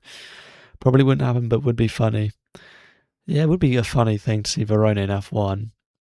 I think Herta being in F1 is a bit of a long shout. Although Cadillac have said that his F2 results don't matter. I don't know how much they mean that, because right now his F2 results are pretty bleak. Although in feature races, Hurt has been doing a lot better. He's been pretty good in the feature races. Sprints and qualifying's, another story, but feature races, Hurt has been very good. Not very good, I'd say, but he's been making up places. He's been good. But Verone, I don't know. I don't see him in F1. I imagine he might. I can see him maybe doing 2-3 years of F2, then moving back to endurance. Is Miney in the pit or what? Not on my broadcast. It's in P9. Verone could use F2 for more recognition so he could jump into a good hypercar seat, or maybe IndyCar. True, maybe IndyCar. It's not that long ago. IndyCar did have an Argentinian, Augustin Canapino, and he was, I think, he was with the Argentinian Juncos team. So I think it was also no secret that he was bringing in a lot of cash for the team. So, excuse me, if Verone can do the same, I imagine he can. Argentinian sponsors are, coming out these days with lots of funding. So I think, IndyCar could be on the cards for Verone. Well, definitely a future in motorsport, of course. My live timing bugged. Yeah, I don't know. Miney, I've not seen in the pits at all. I've seen him on the back of Olinsky the whole race, basically. If Camera pitted, where would he come out, I reckon? I think usually be around 15th, I think.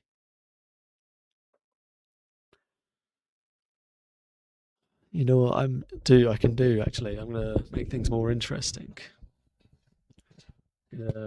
Hold the mic like this. Look at this. I feel like I'm in an actual commentary box now. Get that off the screen. Hopefully, the mic arm. Do I look like a commentator, guys?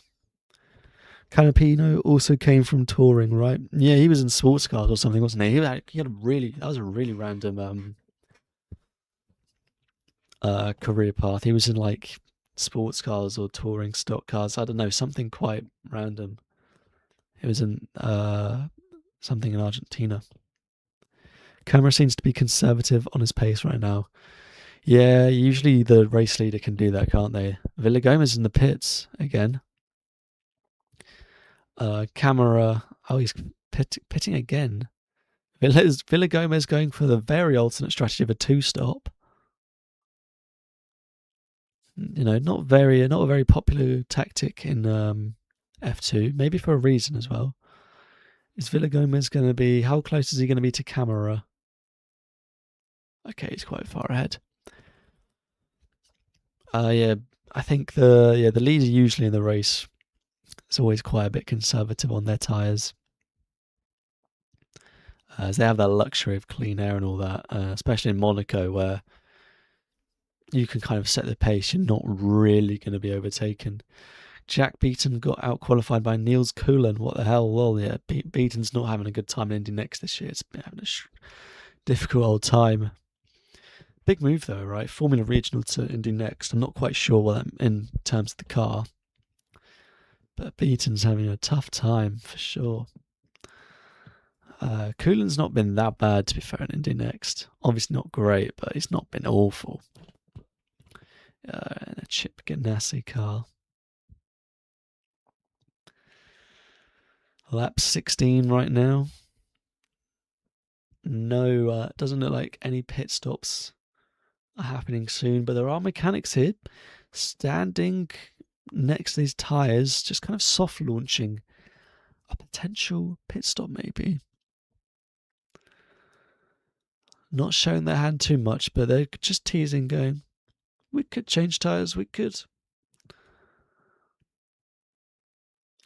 I'm impressed by Sola, though. He's really been saying on camera all race, not letting him out of his sights. Obviously, two drivers here. Probably the two drivers on the whole grid with the highest chance of making F1 next year. Camera with who knows. Sola likely with the Racing Bulls. Like, he struggled in Formula Regional, so decided to go to Indy next. I wonder who Beaton management are, as that is an interesting decision. I don't know, because usually the path he would have usually taken would be up to F3, then F2. He might struggle with that, and then, what happens at the end of F2? He gets a seat in, I don't know, with his career path so far, not F1. He has a chance at IndyCar, though, if he does Indy next. And to be fair, IndyCar doesn't really shy away. If you do well in Indy next eventually, you can do a few years there. As long as you show a decent result there eventually and come with some good funding, you'll get a seat. IndyCar does not shy away from their pay drivers, do they? They've got quite a lot of them. So, I don't know. It's not a bad decision from Beaton. Rookie year, so not terrible. Max Garcia's in his rookie year, and he's shown some good results, to be fair, but he's not had the strongest time. Solov still. Sorry, I just got a bit distracted there. Alex Brundle mentioned Wes Anderson. My two worlds colliding there. Love a good Wes Anderson film. Solov keeping up with the camera here. Still no action from the actual front runners in this race. Don't think you can really count Fittipaldi or Montoya yet.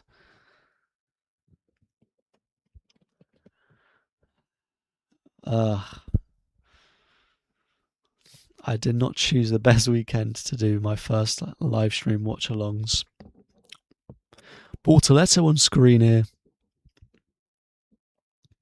Gabriel Bortoleto, the former F2 champion.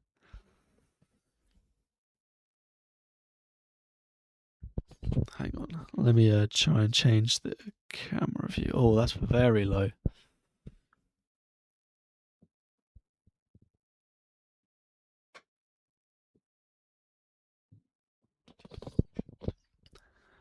Yeah, that looks good. God, the Dam's pit mechanic there doing some warm-ups.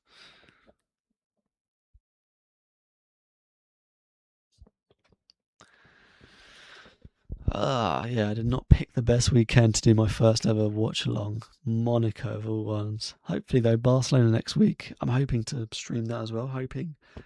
That's usually a better weekend, isn't it? It's an actual racetrack for starters. I believe this might also be a triple header. Let me double check that right now.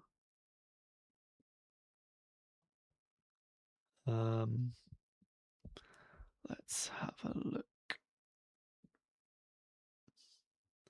It's not a triple header, my bad, never mind. But there is another Barcelona next week, and at the end of the month, it is Austria, which is usually a decent weekend as well for F3 and F2. Of course, it is an actual racetrack. But they do a lot of testing at the Red Bull Ring, so they are used to that track. Camera's pulled a bit of a gap now on Solov.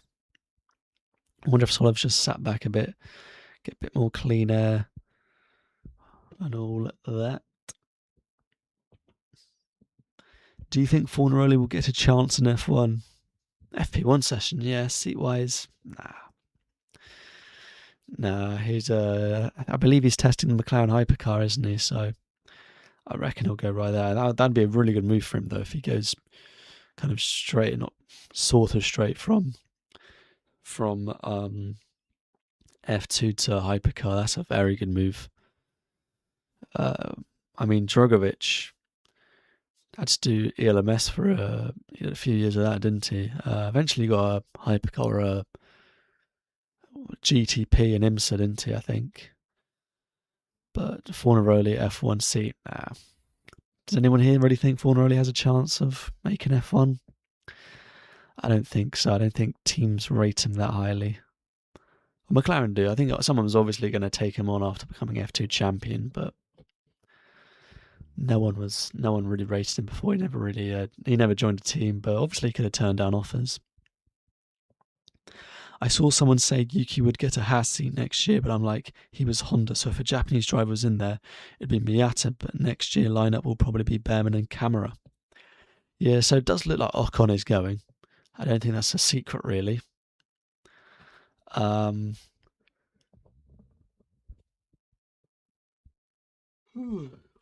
This Monaco feature race is not doing a good job of keeping me awake. Or if Behrman goes to Ferrari, Bogdanovic. I think Hamilton will do a few more years still in F1 at Ferrari. So I don't think Behrman goes. I think he does maybe a few more years at Haas. If he continues performing, though, that will put pressure on Ferrari, because how much longer can you stick it out with Hamilton?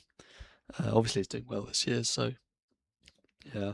But it's Tsunoda to Haas. I don't know, because he's Honda, isn't he? And Haas is a Toyota now. So like, well, camera's quite close to the back of Villagomez here. Villagomez could potentially get lapped. Solo's got the fastest lap right now, so maybe the front runners are running quicker again. We're at half race distance actually now. We've made it, guys. Half race distance. I think I'm also going to attach my mic back onto the arm. Excuse me again. Voice crack.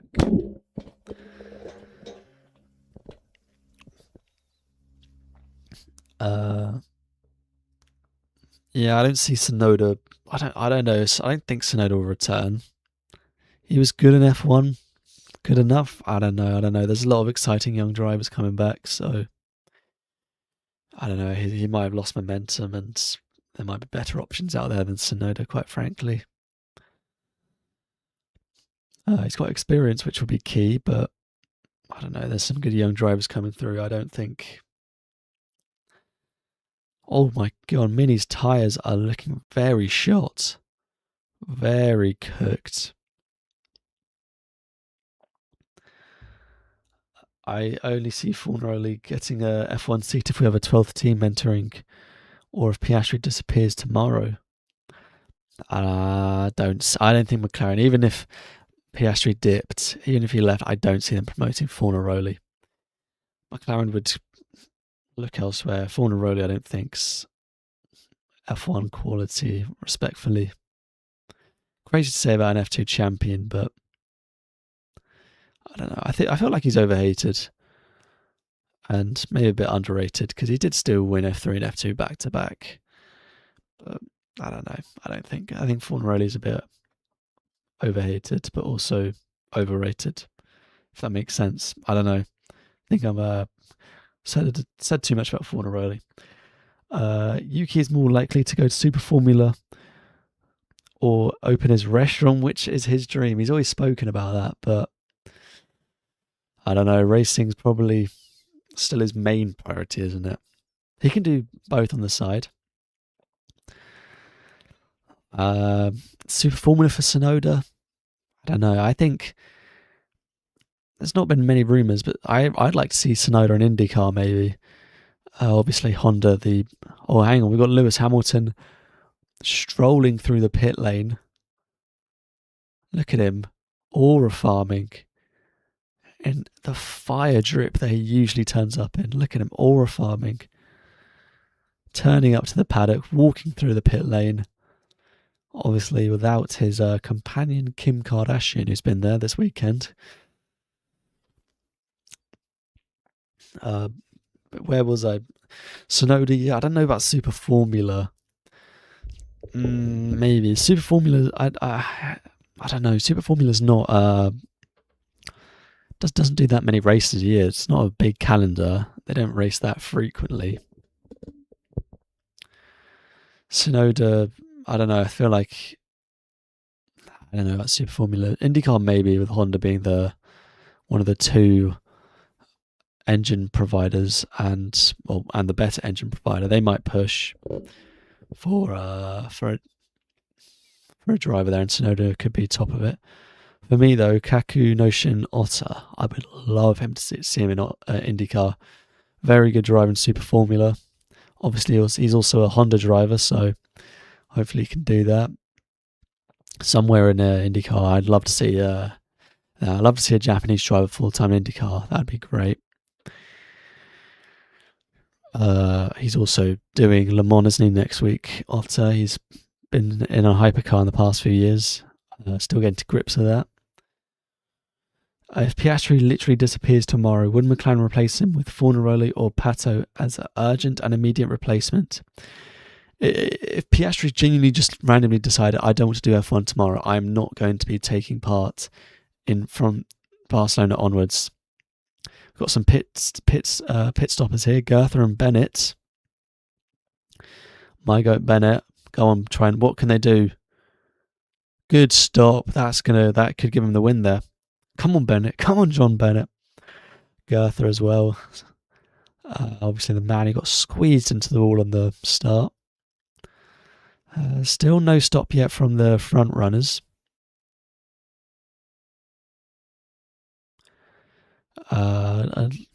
Hopefully, something can happen from the from strategy-wise at the front runners. Where was I? If Piastri does, if he goes and they need a replacement ASAP, then I think Fornaroli would be the immediate replacement as the actual reserve. I don't think he'd have good results off the bat. I mean, the first time he drove an F1 car must have been during the off-season or something. Although saying that Bortoleto as well didn't have much F1 testing, did he, before he actually made F1? But I think Bortoleto's better than Fornaroli. I don't know, Fornaroli, he's not the future for McLaren. I don't think so. I think who would McLaren look to get? Can't think. Bortoleto's had time at McLaren already. Maybe Bortoleto, but I don't know. Audi like him. He's on there. Still got a contract there for a few years, I think. Got a Miata. Hang on a second. So apparently there is a car stop somewhere. Hang on, we might have some action. No yellow flags, but apparently a car is stopped somewhere. Hang on a second. Okay, no yellow flag. I think this might be a bit of a lie from Alex Brundle here on commentary. Replay. Montoya. Just kissing the wall there. Got some replays of cars hitting the wall. That's what happens at Monaco. Goethe got hit hard actually at the start there. Fornaroli I don't think would be future, no. I don't know how Prema's got some worse in F2 and F3, but better in Formula Regional. Oh, hang on, Mini's in the pits. Mini's in the pits. This is big. Oh, slow getaway. I think that was a good stop, but slow getaway. Mini in the pits. And Keen Shields. Keen Shields in the pits. But Mini, oh my God, Mini is behind Fittipaldi. I don't think oh my God, Montoya's going to get Mini, the former teammates. Miata's looking very close to Miney, is that? Miata's looked good this race so far. Good pace. Mini. Montoya's got past Mini on cold tyres, of course. I wonder if Montoya or Fittipaldi will pit again. If not, that is going to be quite big. Because they genuinely could be in points. Because I don't know if anyone will ever be able to pass them if they're clinging on at the end with their tyres. Okay. Wow, I don't know if Prema's got worse in F2 and F3. New cars have just... Oh, Belinsky's pitting. Or is that Beganovic? No, it is Belinsky. Sorry, I'll get back to this. We've actually got some rare action here. This being the pit stop. Belinsky, of course, just responding to Mini, I think, here. Good stop from Belinsky. This could be big, actually. Hang on a second. This could be big. No! Showing us a replay now of Montoya getting past Mini. We need to see where Belinsky comes out. Good move from Montoya, but it is a bit of a warm tyre merchant, not merchant, but farming those warm tyres. Belinsky is going to come out ahead, but will Mini be able to get past? Where the hell's Mini? Where the hell's Mini? Mini's miles back. Verone has left the track and gain unfair advantage that's been noted. Montoya's going to get past Belinsky here and overtake, but it is a warm tyre farming moment. Where the hell's Mini? Mini's miles behind. Belinsky's timed this perfectly. Right, hoping no one pits right now just so I can talk about Prema. Prema's good bro car. What a moment that is. Leon's going to be boxing as well. Prema, they've always been good in Formula. Actually, Prema have always been good in every series, literally. The new F3 and F2 car, they've not been doing well. Leon pitting. But obviously their finances have been very shot. They joined the IndyCar grid, obviously, and I think that just kind of cooked their finances. They haven't been able to continue in IndyCar yet. They've been saying they might return. Oh, Verone's got a 10-second time penalty. Shame for him, but I don't think he was really going to score points today anyway. So Montoya's going to get ahead of Leon as well on the not even overtaking on the road. He just straight up did it like that. Wow. Montoya's looking all right, but I wonder if he will be hanging on at the end. Prema have always been quick in every series, but yeah, finances are cooked. They had to pull out the Iron Dames, rest in peace. They had to pull them out. IndyCar, they've pulled out of that as well. Who knows if it's full time or not? Schwartzman, I don't think, seems to be returning. He's in talks for Formula E, isn't he? For next year.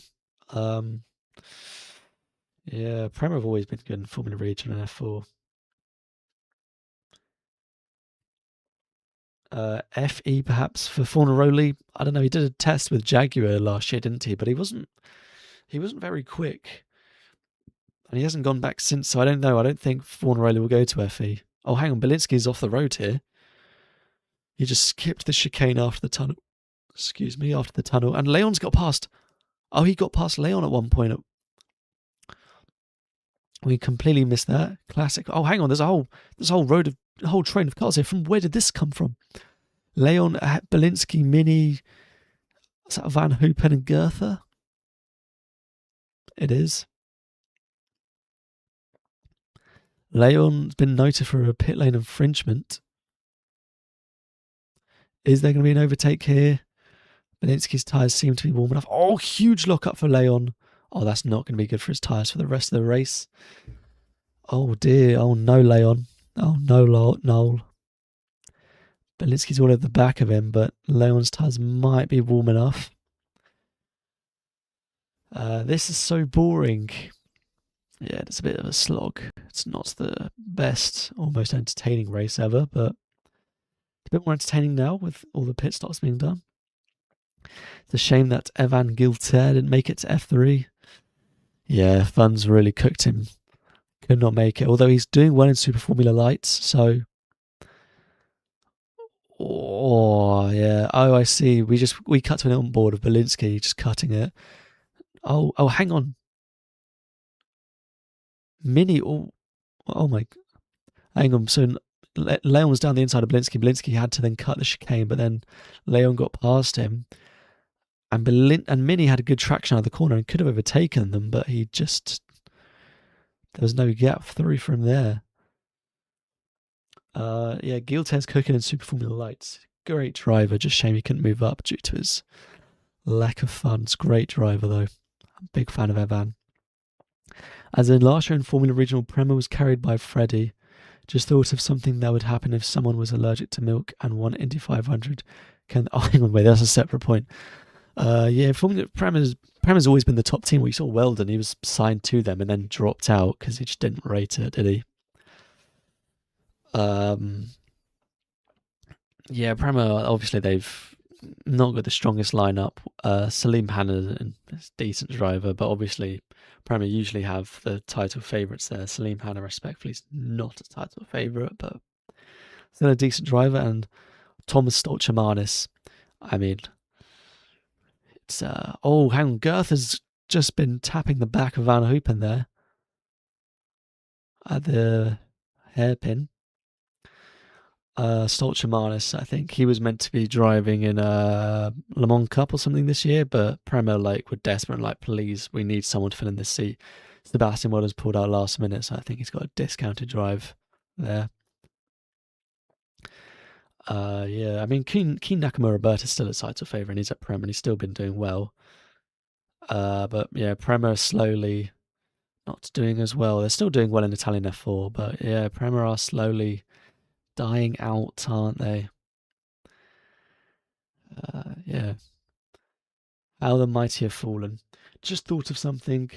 What would happen if someone was allergic to milk and won Indy 500? Can they just drink water?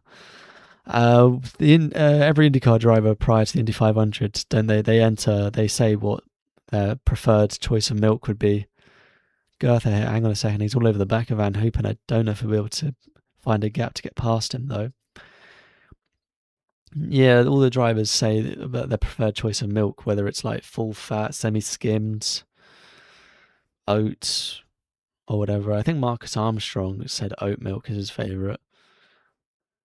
I don't know if we've had a winner who's not done like a full like cow's milk. There might be goat's milk as a choice. Goethe is really trying to get past Van Hoopen here, but just can't get past. Is Goethe pitted? I think he has. Van Hoopen. Oh, they've all pitted, haven't they? I don't know why Van Hoopen's so much slower. Oh, he's really trying. Maybe Van Hoopen's trying to conserve tyres here. Montoya's cooking. Little Montoya's cooking. Where is he up to now? 13th. Fittipaldi is still the top of the... Oh no, Beganovic is the top of the pit. Did Beganovic pit? I don't remember seeing that. I think Beganovic is the top of the guys who've pitted. Then it's Fittipaldi. Oh, Goethe is really trying here. He's too far back from Van Hoopen to make a move, though. Just he needs to channel his dad's driving skill. Unfortunately, Sebastian's not really been able to make that happen throughout his whole career.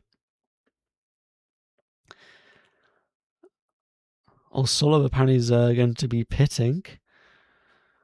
Emo is going to get points here. Oh, I don't know. I'm really interested to see how the end of the race. 10 laps to go, actually. We've almost made the end of the race here. Prema just has a bad lineup. They've got strong lineups, decent lineups throughout all of motorsport. Just not. They always used to have kind of the pick of the best drivers. The best drivers would be queuing up there. Roden in the pits. That's Stenshorn. Interesting. Dunn going longer than Stenshorn. Hang on. And I thought it was Mini. That's Miney. Miata has gone up to third then. So Ono's fourth. Hang on. And that's Boyer. Never mind. And more cars. Where is Stenshorn going to pile out of though? We've got some cars here. Oh, he's right into traffic. Oh, it's a disaster for Stenshorn. That's a disaster. Oh no, it's not even to traffic. It's behind Belinsky. Beganovic, never mind. I'm not very good on the commentary, am I? Stenshorn comes out behind Dirks and Beganovic, Verona and Herta, that kind of bunch of cars. Solov, though, has come out on 5th as the front pit stopper. Oh, Van Hoopen's struggling now. They're cutting the chicane. Yeah, I don't know what's going on with Van Hoopen's pace. Cut now to Goethe, who's all over the back. Still a Van Hoopen. Van Hoopen's never going to see the back of a Triumph ever again after this race, is he? Where is Emo Fittipaldi running now? 12th. He could get points. Camera's in the pits. Right. And Dunn as well. Camera and Dunn. Perfect stop. And perfect getaway. Camera, good stop. Will he come out ahead of Solov? Obviously, that's a good, perfect pit. And Miney now goes to the lead. Obviously, he hasn't pitted yet. Well, where's Miata? Is Miata going to get ahead on the warmer tyres than Camera? I wonder. Oh, Miata's all over the back, and Miata goes past Camera. Oh, what a move from Miata! Oh my God, that was a very scary overtake there at the top of the hill. What a move from Miata. Low key, I will not be that mad if a safety car came out now and we got Miata and Herta scoring big right now. Solov. Yeah, Camera's going slowly here. Solov is quite far back from Camera, but he will have the warmer tyres. Camera is just... It's like he's on an ice rink there. Just... Hang on. The Invicta mechanics are panicking here. Hang on a second. Is Camera cooked? Oh my god, he's braking so early. Oh my god. Is Camera cooked? He literally exited the tunnel and started braking. Hang on, Camera's cooked. What's going on? His tyres cannot be that bad. What's going on with Camera? Oh my god, hang on. Got a massive train here behind Dunn. Dunn is holding up all of these drivers here. Boyer, Herta, Verone, Dirks and Beganovic. Is Camera okay? What's going on with Camera? I need to know. Oh my god, Solov's all over the back of him. Solov from the... Oh my god. Solov's going to get past him. Solov's gone for the overtake. Solov's past Camera. Solov's going to go past into turn one. Camera looks up. They go straight. Camera's gone straight. Oh my god. Camera's gone straight. Oh my god. Camera goes straight at turn one. He's gone into the runoff area. Oh my god. Camera. He's been leading the whole race and now what happened to him? He's going to be last. He's lost it there. The Invicta mechanics are devastated. Oh my, he's not even reversing out. If he doesn't move, that'll be a safety car. What happened to Camera? He just looked up and just... He had the inside like, oh, huge lockup. Yeah, no chance that car was turning. Oh, Solov almost had to go straight as well, actually, there. Oh my god. We had to wait 35 laps, but we've got action. Oh, Camera's out. Is that a safety car or a VSC? Hang on a second. Miata might have cooked. Kushmani, by the way, is he going to get back-to-back wins here at Monaco? Hang on, VSC. Oh my god, VSC. Wait, are they allowed to pit under a VSC? Are they allowed to pit under a VSC? Oh, Miata's pitted. Oh my god, Miata's pitted. Oh my god. Miata could win. Oh my god. Please. Oh no, Solov's ahead of Miata. Oh no. Okay, Solov. Where's Miata going to come out? Oh, he could come out ahead of Boyer here. Is he going to be ahead of Herta? I don't actually know though. Oh my god, I don't actually know who was ahead, Herta or Boyer. I don't think either of them know who was ahead. Camera's fuming on the radio. Sorry, I just freaked out thinking Miata was going to win the race. Miata is currently 6th. What's going on? Oh, the VRC's gone. No! So that Verone's got past. Miata's tyres are cooked. Oh, I don't expect the VRC to end that soon. Oh, Miata's tyres are freezing cold. He is... Oh, no. I knew it was too good to be true. Dirksen's about to overtake Miata, and is that Beganovic as well? Yeah. Oh, no. I thought Miata was going to do well. I expected a longer VSC period. Oh. Yeah, looks like Beganovic is going to get past Miata here. Yeah. Although Beganovic had to go a little deep, but yeah. Oh. Sorry. I got very, very excited about the thought of Miata doing well here. Although, will he stay ahead of Stenshorn? Stenshorn's a few seconds back. Sorry, let me read some of the chats here. Camera. His car looks to be in a safe position there. He's out of the car. Oh, Camera's luck is not going well.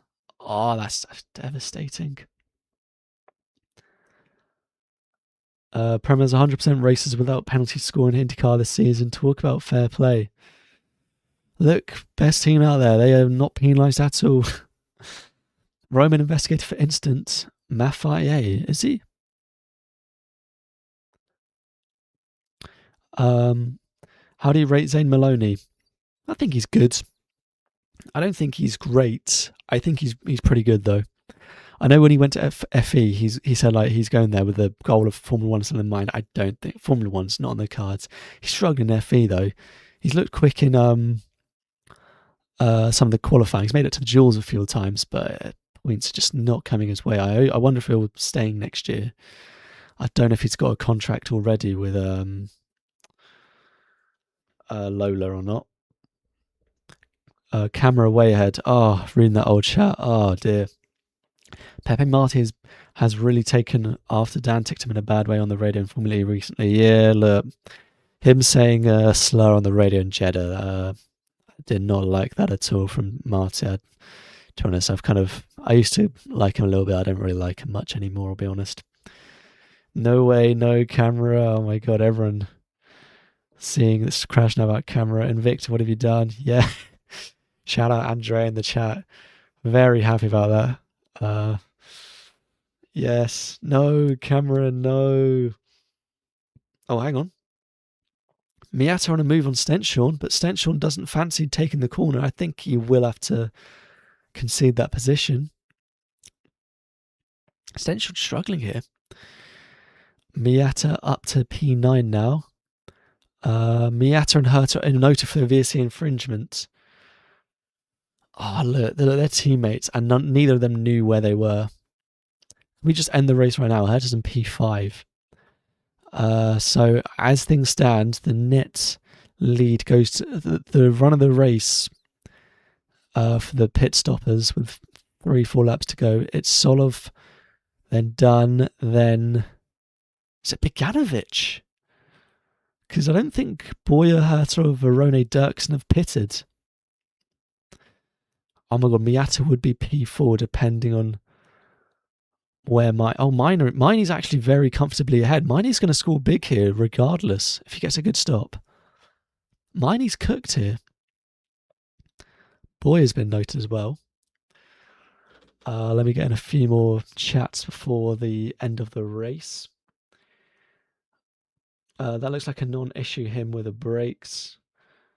Nicola Monaco winner again. Oh, it could be. Solov's cooked in Monaco. Is this the third year in a row he wins at Monaco?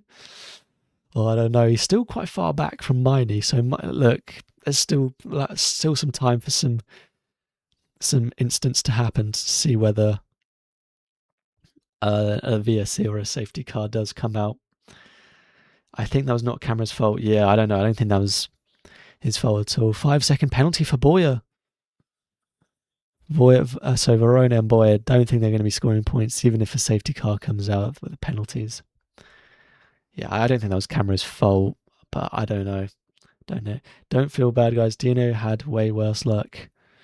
We're having a competition of who's had the worst luck. May I present to you Victor Martins? That's such a boring argument now, isn't it? Train of cars here behind Herta.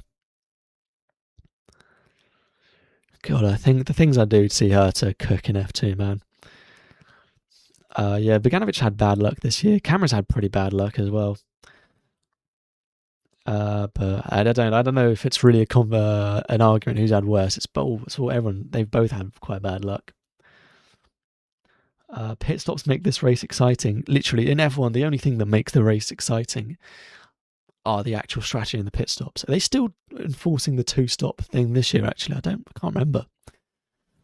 Yeah, Dino podium incoming.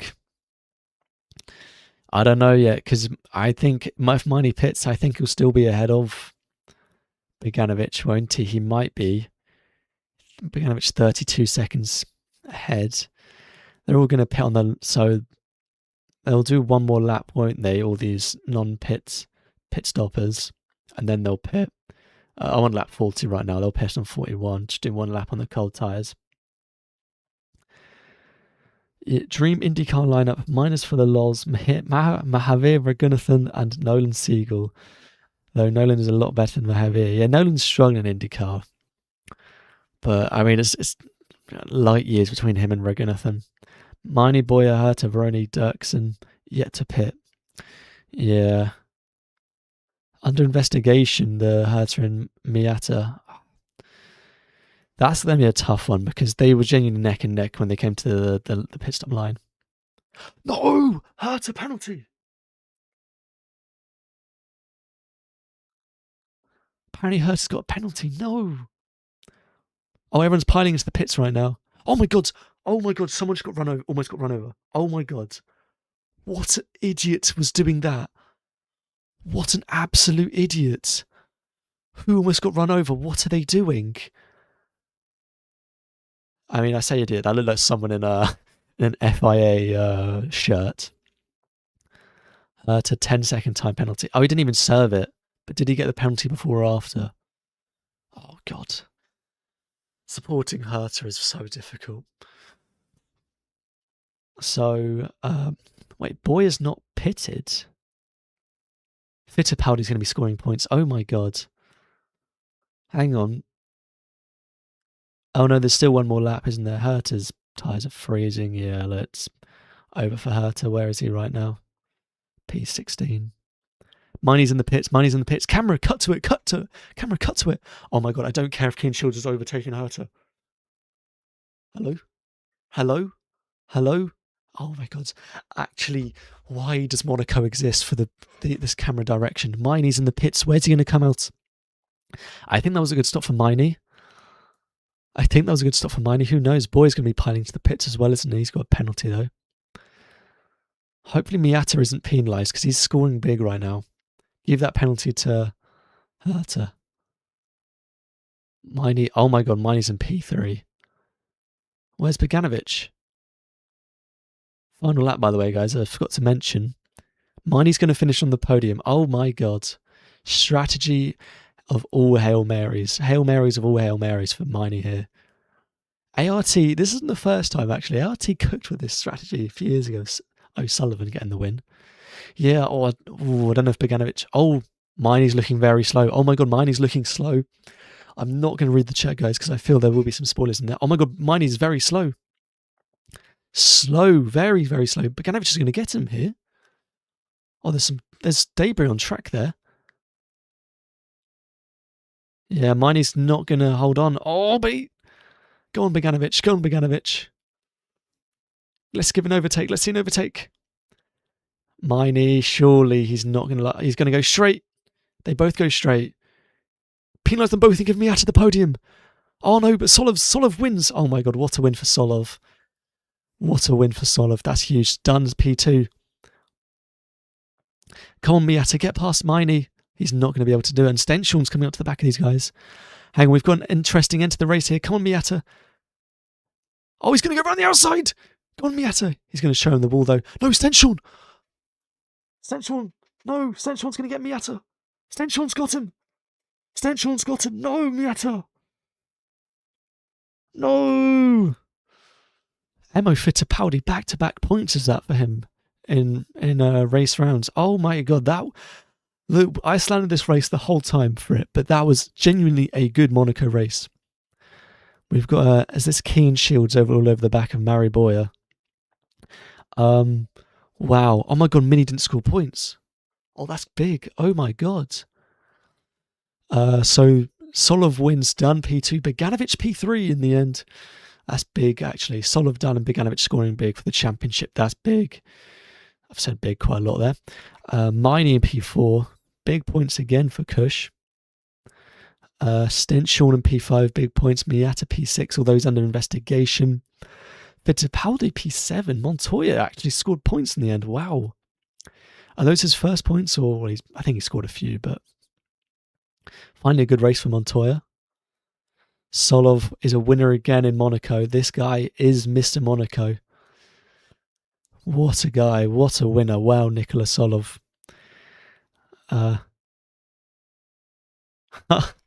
Solov screaming down the radio. Redemption. What's redemption for? Am I missing something? Oh my God, that guy. Yeah, wow. Fittipaldi, let's go. Score points, please. Yeah, wow. Emo Fittipaldi scoring points. The Fittipaldi family at least will be happy with something this weekend. Miney podium, I can't believe it. Not quite, just in the end. Casper Stevenson, Jakob Bergmeister and Tommy Harfield had recently entered Eurocup 3 at round 2.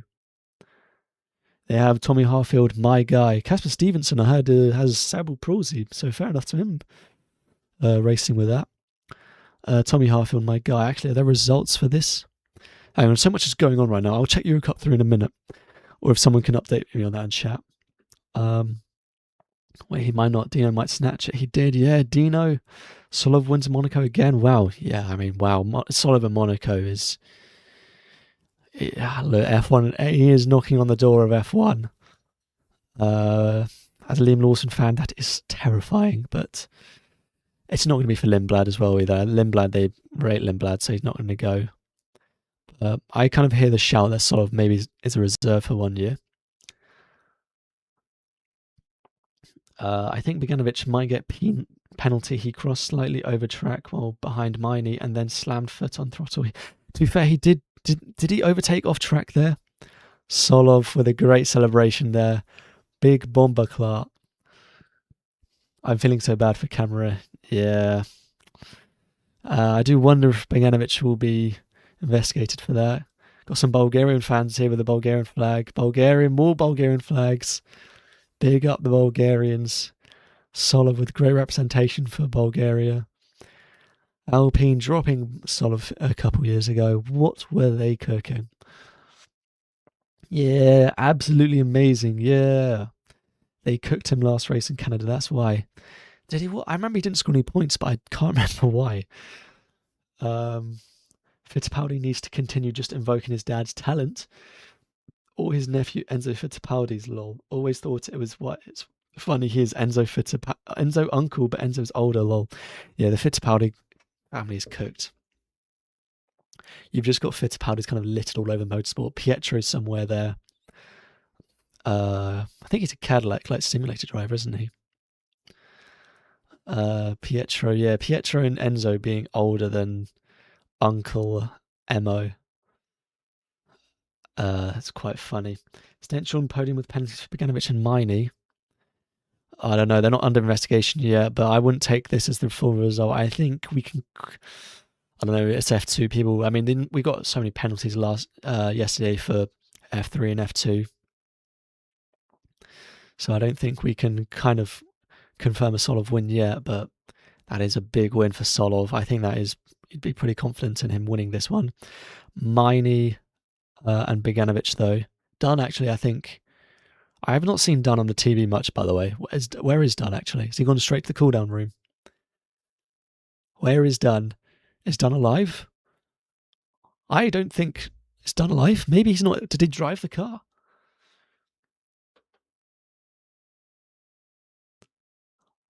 Oh, Alex Jakes. Throwback. F2 King Alex Jakes. Giving Nicholas Sullivan a post-race interview here.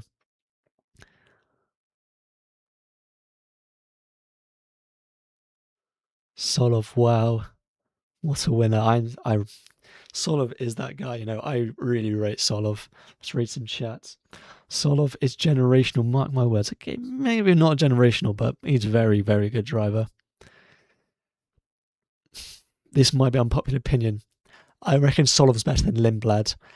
Cook me all you like, Solov is better than Lindblad. I'm going to say that now. Solov's better than Lindblad. Cook me all you want. And you know what?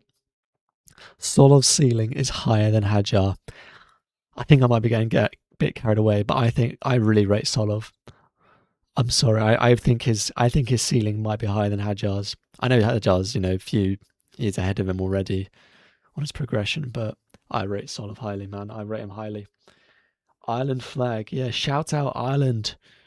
Alex Dunn, shout out Ireland. And all the Irish drivers. There's quite a lot of Irish drivers now in motorsport. Finn McLaughlin, Kelleher in Euro Cup 3. What's the Indy Next driver called? Can't remember. I know Kelleher's the Indy Next driver. There's some... Oh, I can't remember. Kelleher is quite a common Irish surname anyway. He got hit at the start of the race from last, goes to fourth, and then gave him a 10-sec penalty because they say the crash was his fault. That's why I said redemption. Oh, yeah, they did. I remember that being an unfair penalty, actually. Yeah. Yeah, not a good round for Solov last, but I don't know what the standings are looking like, but surely Solov's top now. Camera, I would not like to be Rafa Camera right now. Camera, they're showing a replay right now. If I was Camera, I would just want to go to a dark room, maybe doom scroll some TikToks for a bit, take your mind off it. Oh dear, poor Camera. Everywhere you can see, there is always a Fittipaldi in motorsport, just like there used to be with the Brabhams. Yeah, to be fair, the Brabham bloodline, what's going on? You had a few of them in the 90s in F1, didn't you? IndyCar as well, I think. Agree, Lindblad, honestly, I think his way too overhyped. He is great, but in race pace, Lawson is running rings around him majority time. Yeah, Lindblad scored points on debut. I think he's been good. He's kind of having a typical rookie year, but he's not kind of hit the ground that running, has he? I still think Lindblad's good. I don't know about overhyped, because I feel like everyone's calling him overhyped and overrated, but I don't know. I think Lindblad's still good. He'll have another year in F1 for sure. He's not going to get axed. I know it's Red Bull we're talking about, but he's not getting axed. Big weekend for Dunn, by the way. A lot of talk about what will he do in Monaco this time, and he delivered for sure. So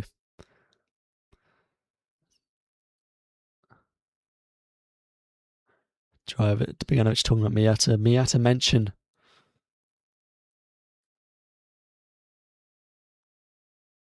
They couldn't get around the hairpin.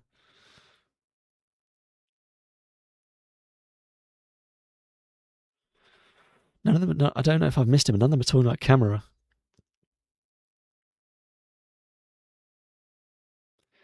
Dunn, Bogdanovic, Solov. Solid podium. 3 good drivers. 3 of them potentially knocking on the door of F1. Or they're looking at the replay of camera right here. That's going to be a clip right there of Boganovic's face. That's Bogdanovic and Dunn with those reactions. I need to see that on Twitter later. Someone clip that up. That was great. Lawson is overhated. Thank you, Historic. You there have earned yourself my #1 subscriber. Is overhated. He is really good this season. Second camera will be in. Sorry, hang on. Second, this is really good. Lawson is overhated. He is really good this season. He's always been a good man.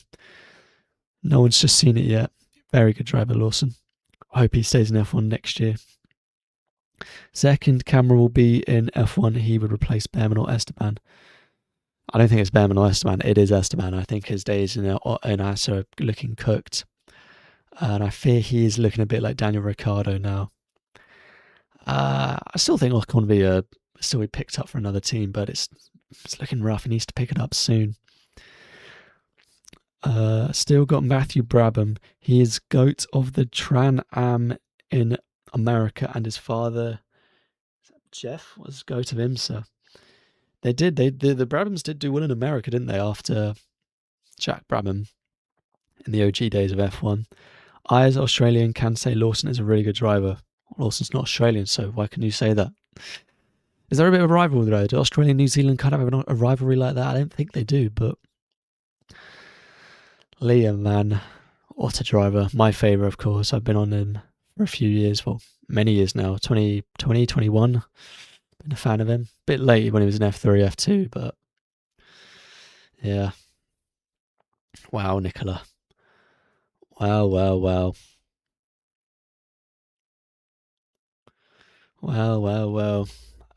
Got a moment here. I'm going to see if there's anything about Euro Cup 3. Because I know they had qualifying 2. Spanish F4 qualifying. Petrovic on pole. Montero 3rd. Rocco Coronel down in 8th. It's not been a good round at Portsmouth for Coronel.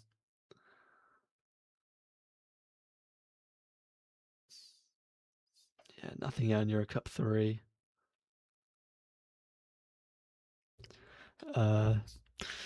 Yeah, I will be turning off. Actually, no, I'll watch the podium celebrations, but let me just check to see if there's any live Spanish F4 or anything yet. Nope. They don't stream qualifying anyway, do they?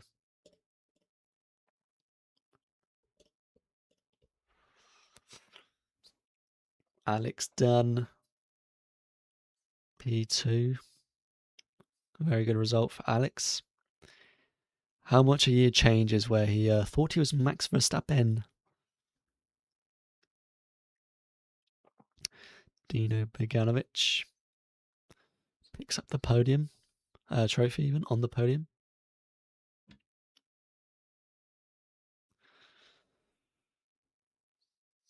that was a very good race. Very enjoyable race, I will say that. Um, Nicholas Solov has really matured, so good on him. And hope he gets to F1. He isn't hitting anyone on purpose like he did to Dan a few years ago, so he deserves F1. Oh my god, I completely forgot about that. I said that earlier, how it's kind of been swept under the rug. Like a Solov sing along to the national anthem. Patriotic man. Yeah, that's kind of been forgotten, but those are the two guys. I don't think it looks like they have any bad blood between them. Solov's got a few fans there. I say fans, that's probably his family. Got the mascot there, hand on the heart, whilst the national anthem plays. That's so funny. Yeah, but look at the Bulgarian flag out there. Huge, huge from Solov. Wow. Wow. Solov aura farming right there on the podium. Yeah, I do agree as well. I think he's really matured. His first couple of years in F3 were rough. The jump from Spanish F4 was too big. Actually, genuine question: has any driver gone straight from F4 to F3? Any F4 outside of Italian F4 to F3? Have they actually ever done well? Like, oh, to be fair, Sonoda did. I think Iwasa did as well. Although they didn't do that well actually in F3 when you think about it, but they didn't have the quickest cars. So there's that, but spraying the champagne here. But usually, yeah, drivers haven't done that well when they go from British, Spanish, French F4 straight up to F3. Usually the drivers that do well, the Italian F4 are on it, like Behrman, Lindblad.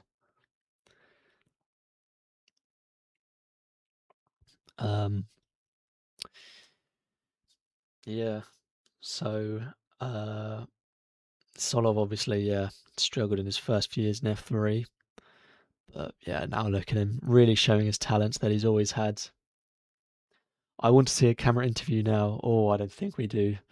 A lot of tears, I can imagine. I don't want to see that. Hulkenberg has a chance of retiring this season, but who'll replace him? Does Hulkenberg? I don't know. Audi with the German driver seems good. I don't know. I quite like Hulkenberg. I'm quite a keen fan on him, so I don't know, but I know a lot of drivers are talking to Audi, aren't they? Like Sainz, Albon. I'm sure a lot of F2 drivers are. People are talking to Audi. Bortoleto, I think, has a contract, doesn't he? He didn't even put it in reverse, and his last lap was like 16 seconds off the pace. I mean, yeah, you saw it on the onboard. He braked, he exited the tunnel and hit the brakes right there. He was hitting it super early. I don't know if there was a brake issue or something about the tires. The Invicta mechanics were panicking. Meaning he didn't score any points is huge, so I didn't expect that. Camera being the only DNF is quite crazy though. Fair enough, everyone actually finished. No one got mecha chromed. Teo or Teo Porcher. Cool. Did he do straight from F4 to F3? Did he? I don't think he did. I don't think he did. He didn't. He did. Oh my god, he didn't. Oh, that's ADAC F4, which is like kind of like German F4, wasn't it? That used to be quite a good championship though. So like, I don't know if you can really count that. Rest in peace, ADAC F4. Looking back at Porcher though, he finished third in French F4 and then goes over to ADAC F4. He didn't actually do. Well, they didn't really have. Did they have Formula Regional back then? They're like Formula Renault Euro Cup. Yeah, good question. Not question. Good point though. Teo did well after his F4 to F3. Obviously a bit different though with ADAC F4, which was a very good one. Not saying Spanish and British are good, poor, but they've not been up to Italian F4 in recent years. Although this year, British F4, it's a movie. Anyone who's not watching British F4, you're missing out. Quality championship. Yeah, Teo, ADAC F4 to F3 to F2. I like Dan Tickton, but he won't win any championships if he just doesn't shut up and get to a better team. Dan Tickton's never winning a championship, I don't think. Sounds harsh, but it's not just if he doesn't shut up about. I don't know if you're referring to his radios, but it's Tickton's always just causing trouble where he is. There's a reason why he's been in a Cairo for like 4 or 5 years or whatever in FE. I don't know. He's just not. I don't know. I don't rate Tickton that highly, which might be a little bit ironic considering what everyone's been calling me since I've face revealed. Tickton, I don't rate Tickton that much, and the fact that Marty's been on pace and Loki been a bit better than him, I don't know. It doesn't look good for Tickton. I mean, yeah, Tickton, I don't rate that highly. Yeah. Hope Lewis Worrell gets signed to a junior academy. Yeah, he's currently leading the championship ahead of Dries van Langendonk, obviously the superstar who will make F1 one day. I am very, very confident of that. Lewis Worrell has been one of the drivers of the year in British F4. I can't believe how good he's been. Driver Academy, British F4 usually. That seems like a Williams job to me. Maybe Williams pick him up. But if they got anyone in F1, Bondarev, but if he struggles this year, I don't know. I reckon Williams do drop Bondarev. Maybe he does get picked up by Williams. I don't know about Mercedes. They've got Jeff Hall, but if he struggles, maybe he's next on the chopping blocks. Depends as well. But they've got a lot of F4 drivers, Kansani and Craig as well. I don't know if it's Mercedes. McLaren, no, they've got Castor and Van Langendonk. Ferrari, they've got Macagnani. I don't know. Ferrari also kind of keep it a bit in house. They like an Italian, and they've also got what's his name, Salah, the guy in karting, will probably step up to F4 next year. I don't think Worrell goes to Ferrari. I don't know. I feel like where will Worrell go? Aston Martin would not be a good choice. Neither would Alpine. I don't know. Where does Lewis Worrell go? Maybe Williams might be the best shout. Maybe Audi if Audi are serious. I know Audi've been scouting, haven't they? Young drivers. They've been watching Formula Regional. Some good free agents in Formula Regional that they should pick up. Olivieri as one for sure. I'm just saying I want him to win something, and I'm not saying he is next Sebastian Buemi, but he should go to like WEC or something, as the guy's fast but not best, but still should shut up as loudmouth. Ticked yeah, I don't know. I think he's problematic. I don't know the inside and outs, and I don't really exactly want to speculate. I say that as I do speculate, but I don't know. I think there's a reason why Ticktum's never, he's been dropped from F1 driver academies quite explosively. He's always been troublesome. His Instagram following is very concerning. Yeah, Aston Martin should just be called Lance Stroll F1 team. Basically, as Lawrence owns it, so yeah, yeah. Well, that's been a thoroughly enjoyable stream, everyone, I have to say. That is also the last stream of the weekend. I will not be streaming the F1s, unfortunately, but I have very much enjoyed all the streams this weekend. Thanks, everyone, for tuning in this weekend. It means a lot to me to see all of you here, recognising the names, joining as members, using the custom emojis and everything. It's been great. And if you want to chat to me more, come and join the Discord. I'm always active in Discord. Maybe too active, actually. I've got a lot of active people in there. It's been a very, very enjoyable stream today. 3 hours I've been going. Yeah, streams this weekend will be good. I'm hoping I will be streaming next weekend for Barcelona. Maybe, I don't want to rule it out. Slight chance I do a game stream for like Quiplash, Scribble, Gartic Phone, etc. Hopefully I do that. Let me just read out some of the final few chats before I leave. I think he's a bit of an ass sometimes. Ticktum's a huge ass a lot of the time. Dan Tickton. Yeah. Do you think Maxim Riem gets picked up by Audi? Maybe. German driver? Maybe. I reckon he'll finish top 3 in GB3 this year, so good chance he does. But I don't know if people are like, I don't know if F1 teams rate GB3 that much. I expect he'll move up to F3 next year, maybe, or maybe he goes to Formula Regional, and that's maybe where, if he does well again, maybe he gets picked up again. See you later. Yeah, see you guys.